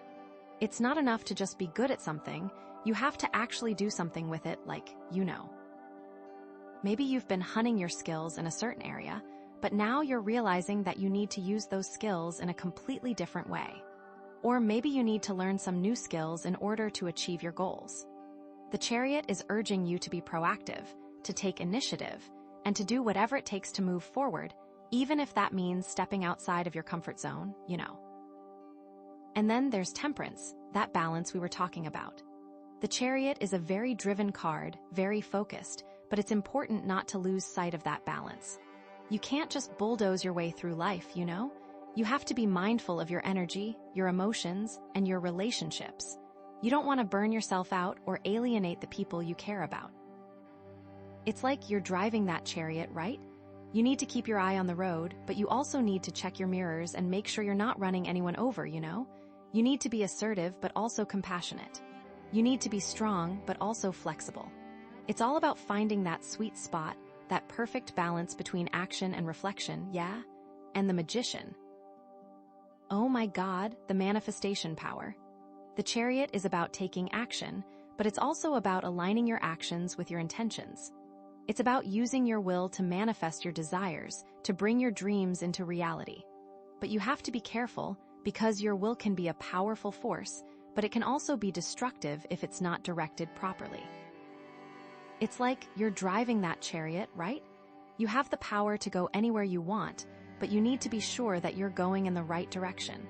You need to be sure that your destination is aligned with your soul's purpose. Otherwise, you might end up achieving something that doesn't actually make you happy, yeah.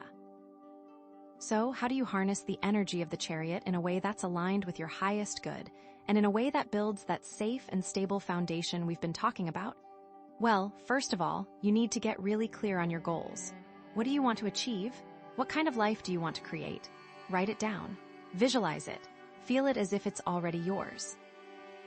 The more specific you are, the more powerful your manifestation will be. And then you need to identify any conflicting forces within yourself. What's holding you back? What are your fears? What are your limiting beliefs? Acknowledge them, but don't let them control you. Challenge them. Question them. Replace them with positive affirmations. Believe in yourself. Trust that you have what it takes to succeed. And finally, take action. Start small. Don't try to do everything at once. Just take one step at a time. But be consistent. Keep moving forward even when it's difficult, even when you don't feel like it. Because the more you move forward, the more momentum you'll build, and the easier it will become, you know. But be careful, because the Chariot can also be a warning about being too controlling, you know? It's important to remember that you're not the only one on this journey. You need to be willing to collaborate with others, to ask for help when you need it, and to trust that the universe is supporting you. Don't try to micromanage everything. Don't try to force things to happen. Just set your intentions, take action, and then let go of the outcome. Trust that everything is unfolding exactly as it's meant to, and that the black obsidian is going to keep you safe through it all. Also, be careful not to fall into the trap of thinking that you have to do everything yourself. That's a surefire way to burn out and lose your sense of balance. Remember temperance? Delegate tasks. Ask for help. Surround yourself with a supportive team. You don't have to be a superhero, you know? And remember to celebrate your successes along the way. Don't wait until you've reached your ultimate goal to acknowledge your progress. Take time to appreciate how far you've come and all that you've accomplished. Reward yourself for your hard work and dedication. This will help you stay motivated and inspired to keep going, yeah. So, the Chariot is all about taking control and moving forward, but it's also about being mindful, balanced, and aligned with your intentions. It's about using your skills and your will to manifest your dreams, but it's also about trusting the universe and being open to collaboration. It's a powerful card, but it requires careful attention and a clear vision. What new foundation are you building? What does victory look like for you in this situation, especially after all that judgment brought up, right? Is the Chariot being pulled in the right direction? Knowing that you are protected during this time will help guide you. Okay, are you ready for the final piece of the puzzle? Because I have such a feeling that the next card is going to reveal exactly where all this energy is leading you. I'm so excited, I can barely stand it. Let's pull that final card and see what your guides want to show us. Okay, the Tower, oh my god. After all that, right? Like you're building, you're driving, you're judging, and bam, the Tower. It's like the universe is saying, hold on, honey, not so fast. So, like in general, the Tower is all about sudden, unexpected change. It's that moment when everything you thought was solid just crumbles around you, you know. It can be scary, it can be painful, but it's also incredibly liberating. It's like, sometimes you have to tear things down completely before you can build something new and stronger. But with that obsidian there, it's like you are safely demolishing it, almost. Think of it like you've been living in a house that's been slowly rotting from the inside out, right? You've tried to patch it up, you've tried to ignore the problems, but eventually it just collapses. And yeah, it's devastating, you lose everything, but it's also a chance to build a house that's actually safe and sound, a house that truly reflects who you are, a place where you can really feel at home. But see, here's the thing about the Tower, it's not always a bad thing, you know. It's often a necessary thing. It's like, sometimes we get so attached to our old beliefs, our old patterns, our old ways of life, that we don't even realize they're holding us back. The Tower comes in and shakes things up, forces us to see the truth, even if it's painful. And with this black obsidian there, it's like you're being protected from the worst of the fallout. You're being guided to see the truth behind the chaos, to understand why this is happening and what you can learn from it. It's like the universe is giving you a cosmic hug while it's tearing down your house, you know? Like, I love you, but this has got to go. Now, let's connect this back to everything else we've pulled, right?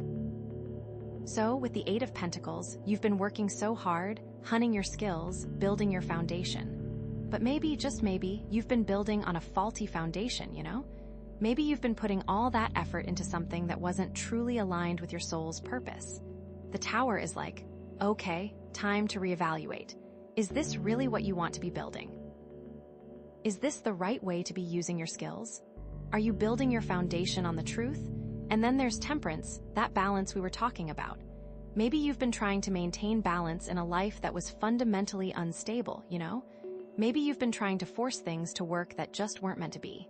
The Tower is like, okay, time to let go. Time to release what's not serving you, even if it's scary. And the Magician, manifesting your dreams, right? But what if your dreams were based on illusions? What if you were manifesting something that wasn't truly in your highest good? The Tower is like, okay, time to get real. What do you really want? What does your soul truly desire? The foundations of those manifestations are about to be tested. And then we had Judgment, that big wake-up call, right? The Tower feels like the direct result of that judgment. It's like, you saw the truth, you made the decision to change, and now the universe is helping you to tear down the old structures so you can build something new. This is your chance. And the Chariot, all that drive and determination, right? The Tower can feel like a major setback, like you're losing control. But it's important to remember that you still have the power to choose how you respond. You can either let the chaos overwhelm you, or you can use it as an opportunity to create something even better. It's like you're still driving that chariot, but the road has just taken a sudden detour, you know? Buckle up, Buttercup. So, what does this mean for you? Well, it depends on what areas of your life are feeling the most unstable right now. It could be your career, your relationships, your finances, your living situation, anything really. The Tower is going to shake things up in whatever area needs the most attention, you know? Maybe you're about to lose your job. Maybe a relationship is about to end. Maybe you're about to have a major financial setback. Whatever it is, it's going to feel like a crisis, but it's also going to be an opportunity for growth. But here's the good news. With that black obsidian there, you're not going to be completely blindsided. You're going to have some warning signs, some gut feelings that something is about to change. Pay attention to those feelings. They're your intuition trying to guide you, trying to prepare you for what's to come. And that obsidian is making sure nothing too bad is coming your way. Also, don't be afraid to ask for help. This is not the time to try to be a superhero. Lean on your friends, your family, your therapist, your spiritual advisor. Surround yourself with people who love and support you, people who can help you to navigate this challenging time. And remember to take care of yourself. This is going to be emotionally and physically draining, so it's important to prioritize self-care. Get enough sleep, eat healthy, exercise, spend time in nature, do whatever helps you to relax and recharge. But most importantly, trust the process. The Tower is not happening to you, it's happening for you. It's part of your journey, it's part of your evolution. It's helping you to release what's no longer serving you so you can create a life that's more aligned with your soul's purpose. Think of it like this. You know how sometimes you have to prune a plant in order for it to grow stronger and healthier? The Tower is like the ultimate pruning. It's cutting away all the dead branches so new growth can emerge. And those roots we have been talking about. Well, they are about to get a whole lot stronger. So don't resist the change, embrace it, surrender to it. Trust that everything is happening for your highest good. And know that you are strong, you are resilient, and you are capable of creating an amazing life, even after the Tower has fallen. But what if you're the one who needs to tear down the Tower? What if you're the one who's been clinging to old beliefs, old patterns, old ways of life that are no longer serving you? The Tower can also be a call to action, a nudge from the universe to take control and make a change, even if it's scary. Maybe you need to end a toxic relationship. Maybe you need to quit a dead-end job. Maybe you need to move to a new city. Whatever it is, the Tower is urging you to be brave, to take a leap of faith, and to create the life you truly desire. And with that black obsidian, you are so protected in doing so. You are shielded from making the wrong decision in this and can be safe in knowing that the decisions you make are what is best for you, so don't doubt yourself. This isn't easy, right? This is huge. But the universe wouldn't give you this if you couldn't handle it. And the black obsidian? Girl, you are safe. You're being guided. So take a deep breath, trust your intuition, and know that everything is going to be okay. So where is this Tower showing up in your life? What feels like it's about to crumble? Or what do you know you need to tear down? This is huge. And I'm so excited to see how it all plays out. Okay, we have one card left, right? One card. And I have a feeling it's going to tell us exactly what you're supposed to be building in the place of that Tower, right? I am so excited, I can't even. Let's pull that last card and see what your guides want to reveal. What is this new foundation you are ready to make safely? Okay, oh my gosh, okay. We just pulled the Two of Wands, girl. Like after the Tower, this is fascinating. Okay, so the Two of Wands is all about making choices, planning for the future, and stepping into your power, you know? It's that moment where you've got the whole world in your hands, but you have to decide what to do with it, right? It's like you're standing at a crossroads, and you have to choose which path to take. It's about vision, leadership, and taking calculated risks, but with that Tower energy still hanging in the air, it's also about, deciding what to build from the rubble, you know? What kind of new foundation are you going to create? So, with everything that's happened, with all the chaos and upheaval, this card is asking you to, take a deep breath and assess your options. You've cleared away all the old stuff, all the things that weren't working, and now you have a blank slate.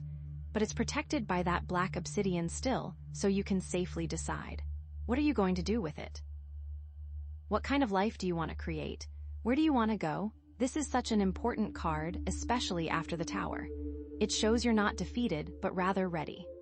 Okay, so let's connect this back to the Eight of Pentacles, right? You've been honing your skills, mastering your craft, but the Tower just shook everything up. So, the Two of Wands is asking you, how can you use those skills in this new landscape? How can you apply your talents to create something that's truly aligned with your soul's purpose? Maybe you need to pivot, you know? Maybe you need to take those skills and apply them in a completely different way. Or maybe you need to learn some new skills altogether. The Two of Wands is about being adaptable, about being willing to adjust your plans as needed. You have the tools, girl. What will you build with them now? And that obsidian will deflect any doubts. And Temperance, that balance we were talking about. The Tower probably threw your balance completely out of whack, right? So, the Two of Wands is about finding your footing again, about creating a new sense of equilibrium in your life. It's about integrating the lessons you learned from the Tower and using them to create a more balanced and harmonious existence. It's about finding that sweet spot between action and reflection, between taking risks and playing it safe, you know? What is the balanced approach here? Because one choice may feel safer, but is it truly the right one? And the Magician, all that manifestation power. The Tower might have made you question your ability to manifest, right? It might have made you feel like you've lost control. But the Two of Wands is here to remind you that you still have that power. You still have the ability to create your own reality. You just need to be clear on what you want, and you need to align your actions with your intentions. It's about using your will to manifest a new and better future, a future that's built on a solid foundation of truth and authenticity and protection from the obsidian. You are a powerful manifester. What future are you choosing now? Then we had Judgment, that big wake-up call. The Tower was like the physical manifestation of that judgment, right? It was the universe tearing down the old structures that weren't serving you anymore. So, the Two of Wands is about taking responsibility for your choices, about consciously creating a life that's aligned with your soul's purpose. It's about stepping into your power and claiming your birthright and being protected as you do so. You have made that judgment, girl. What choice will honor that judgment now? And how do you take responsibility now? And the Chariot, all that drive and determination. The Tower might have knocked you off course, right? It might have made you feel like you've lost your momentum. But the Two of Wands is here to remind you that you still have the power to steer your own chariot. You still have the ability to direct your energy and achieve your goals. You just need to be clear on your destination, and you need to be willing to adjust your route as needed. What is the destination now, girl? Is it still the same? And how does that drive get you there safely? So, the Two of Wands is all about making choices and planning for the future, but it's also about taking risks, you know? It's about stepping outside of your comfort zone and trying new things. It's about being bold and courageous, even when you're scared. But here's the thing, the Two of Wands isn't about being reckless. It's about taking calculated risks, about weighing your options and making informed decisions. It's about doing your research and understanding the potential consequences of your actions. It's about being strategic and proactive, not just reactive. And what new path are you ready to explore? Are you scared? Because that obsidian is here to keep you safe, girl. It's also about leadership, right? So maybe this is a time where you're called to step up and take charge, to lead others through this period of change. Maybe you have a vision for the future, and you need to inspire others to follow you. Maybe you have a unique skill or talent that can help others to navigate this challenging time. The Two of Wands is about sharing your gifts with the world, about using your power to make a positive impact, and about being protected as you do so. How can you lead right now? Who needs your gifts? Now, remember that whole roots and shelter theme? So, after the Tower, what does safe and stable even mean anymore, right? Maybe it's not about a physical structure like a house. Maybe it's about inner resilience, about knowing you can handle anything life throws at you. Maybe it's about your connections with other people, your community, your support system. Maybe that's your shelter now, you know? Maybe it's time to invest in those relationships, to build a network of people who have your back. Or maybe safe and stable means something completely different now. Maybe it's about freedom, about not being tied down to anything, about being able to go wherever you want, whenever you want. It's about redefining what those words even mean. So, how do you harness the energy of the Two of Wands in a way that's aligned with your highest good and in a way that builds that safe and stable foundation, whatever that means to you now? Well, first of all, you need to get clear on your values. What's most important to you? What do you stand for? What are your non-negotiables? Knowing your values will help you to make decisions that are aligned with your soul's purpose. And how are those values different after the Tower, girl? Have they changed? You need to assess your resources. What do you have to work with? What are your skills, your talents, your connections, your finances? Knowing your resources will help you to make realistic plans. Are your resources physical, or are they emotional right now? You need to identify your goals. What do you want to achieve? What kind of life do you want to create? Setting clear goals will give you something to strive for. And after all this, what goals truly resonate? Because maybe the old goals just don't matter anymore, right? You need to create a plan. How are you going to achieve your goals? What steps do you need to take? Breaking your goals down into smaller, more manageable steps will make them seem less daunting. And how does that plan protect you along the way? Because that obsidian is there, right? It's part of the equation now. You need to take action. Don't just sit around and wait for things to happen. Get out there and make them happen. Even small actions can create momentum. And remember, with the Two of Wands and Black Obsidian, you are choosing a protected path. But be careful not to get too caught up in the planning, right? The Two of Wands can sometimes indicate analysis paralysis, where you get so bogged down in the details that you never actually take action. Don't let that happen. Trust your intuition, make a decision, and go for it, knowing you are protected. This is about new beginnings, new horizons, and new possibilities. It's about stepping into your power and creating a life that's truly aligned with your soul's purpose, while feeling totally safe and secure. You've got this, girl. So, what's the choice? What's the plan? What will you create from this blank slate? This reading has been wild, right? What foundation will you choose to build? Oh my gosh, girl, what a journey, right? I mean, seriously. We started with you, like, diligently working away, building your skills with the Eight of Pentacles, then finding that sweet spot of balance with Temperance, and then, bam, manifesting like a freaking magician. But then, wham, Judgment came along, shaking things up, making you rethink everything. And you, being the total boss that you are, grabbed the reins with the Chariot, ready to charge forward, and then, boom, the Tower. Everything you thought you knew just crumbled to the ground. But now, look at you. Standing tall with the Two of Wands, ready to choose what's next, knowing you are protected as you do so. It is amazing. It is like a phoenix from the ashes moment, but even better. Okay, so, like the Two of Wands after the Tower. This is huge, right? This isn't just about making a simple decision. This is about, like, completely redesigning your life. It is like you have the chance to create a brand new foundation. You are not beholden to the old ways anymore. The old ways just crumbled, right? So, like, what does that even mean? Well, like, maybe you're realizing that the career path you were on just isn't for you anymore. Maybe that relationship you were clinging to was actually toxic. Maybe that city you've been living in just doesn't feel like home anymore. The Tower cleared it all away. And now you get to choose something new. The choice is all yours. You can create whatever you want. But like, you have to choose wisely, right? You can't just jump into something without thinking it through. That obsidian is there to help you too. That's where the Two of Wands comes in. It's about taking a step back, assessing your options, and making a plan. But it's also about being brave, about stepping outside of your comfort zone, and about trusting your intuition, always protected by that obsidian. Because, your intuition is going to be your best guide right now. It is your compass. It's going to tell you which way to go, even when you're feeling lost and confused. So, listen to it, okay? And remember that this isn't just about you, It's also about the people around you. It's about how your choices are going to affect them. It's about being a leader, about inspiring others to create a better world, all while you are guarded from negativity.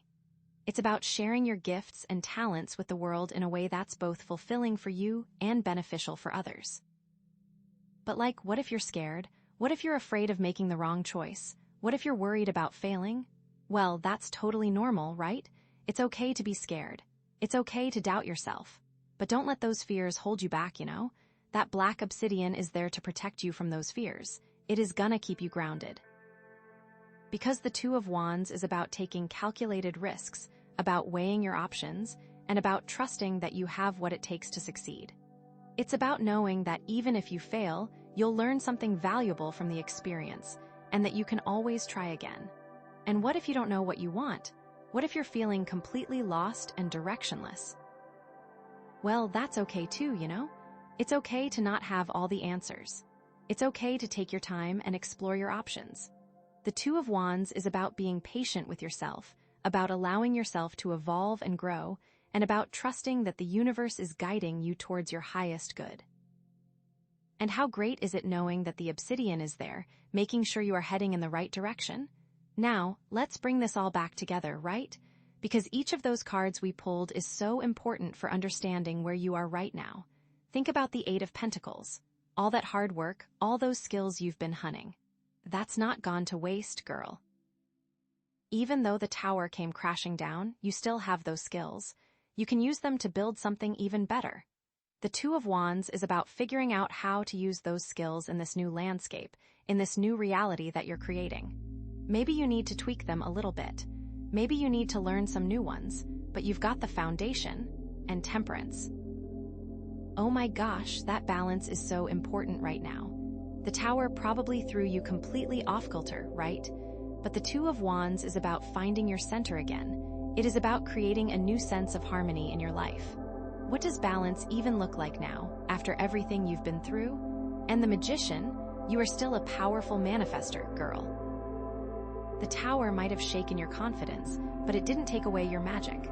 The Two of Wands is about reclaiming that power, about using your will and your intention to create a new reality that's aligned with your soul's purpose.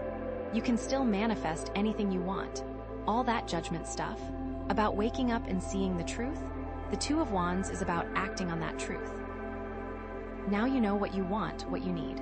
So the Two of Wands is about making choices that honor that truth, about creating a life that's authentic and meaningful. It's your foundation. That Chariot energy, that drive, you still got it. The tower didn't stop you. The Two of Wands is about redirecting that energy, about steering your chariot towards a new destination, a destination that's even more aligned with your soul's purpose. So, what does all this mean? What are you supposed to do with all this energy? Well, first of all, trust your intuition, girl. It is your best friend right now. It's going to guide you. Listen to it. Pay attention to those gut feelings. They're telling you something important. Second, get clear on your values. What's really important to you? What do you stand for? Let your values guide your decisions. Third, don't be afraid to take risks. The Two of Wands is about stepping outside of your comfort zone. It's about trying new things. It's about being brave and knowing your obsidian is with you. You are going to be okay. Fourth, be patient with yourself. This is a process. It's not going to happen overnight. Allow yourself time to evolve and grow. Fifth, seek support. Surround yourself with people who love and support you. You don't have to do this alone. Sixth, celebrate your successes along the way. Acknowledge your progress. Reward yourself for your hard work, knowing you are protected by that black obsidian. And finally, remember that you are strong, you are resilient, and you are capable of creating an amazing life, all with that obsidian there. So go out there, girl. Make those choices. Plan that future. Step into your power. You got this. And with that black obsidian by your side, you are protected every step of the way. The obsidian is a reminder that you are always safe, always guided, and always loved. You've got this, girl. Seriously, I can't wait to see what you create.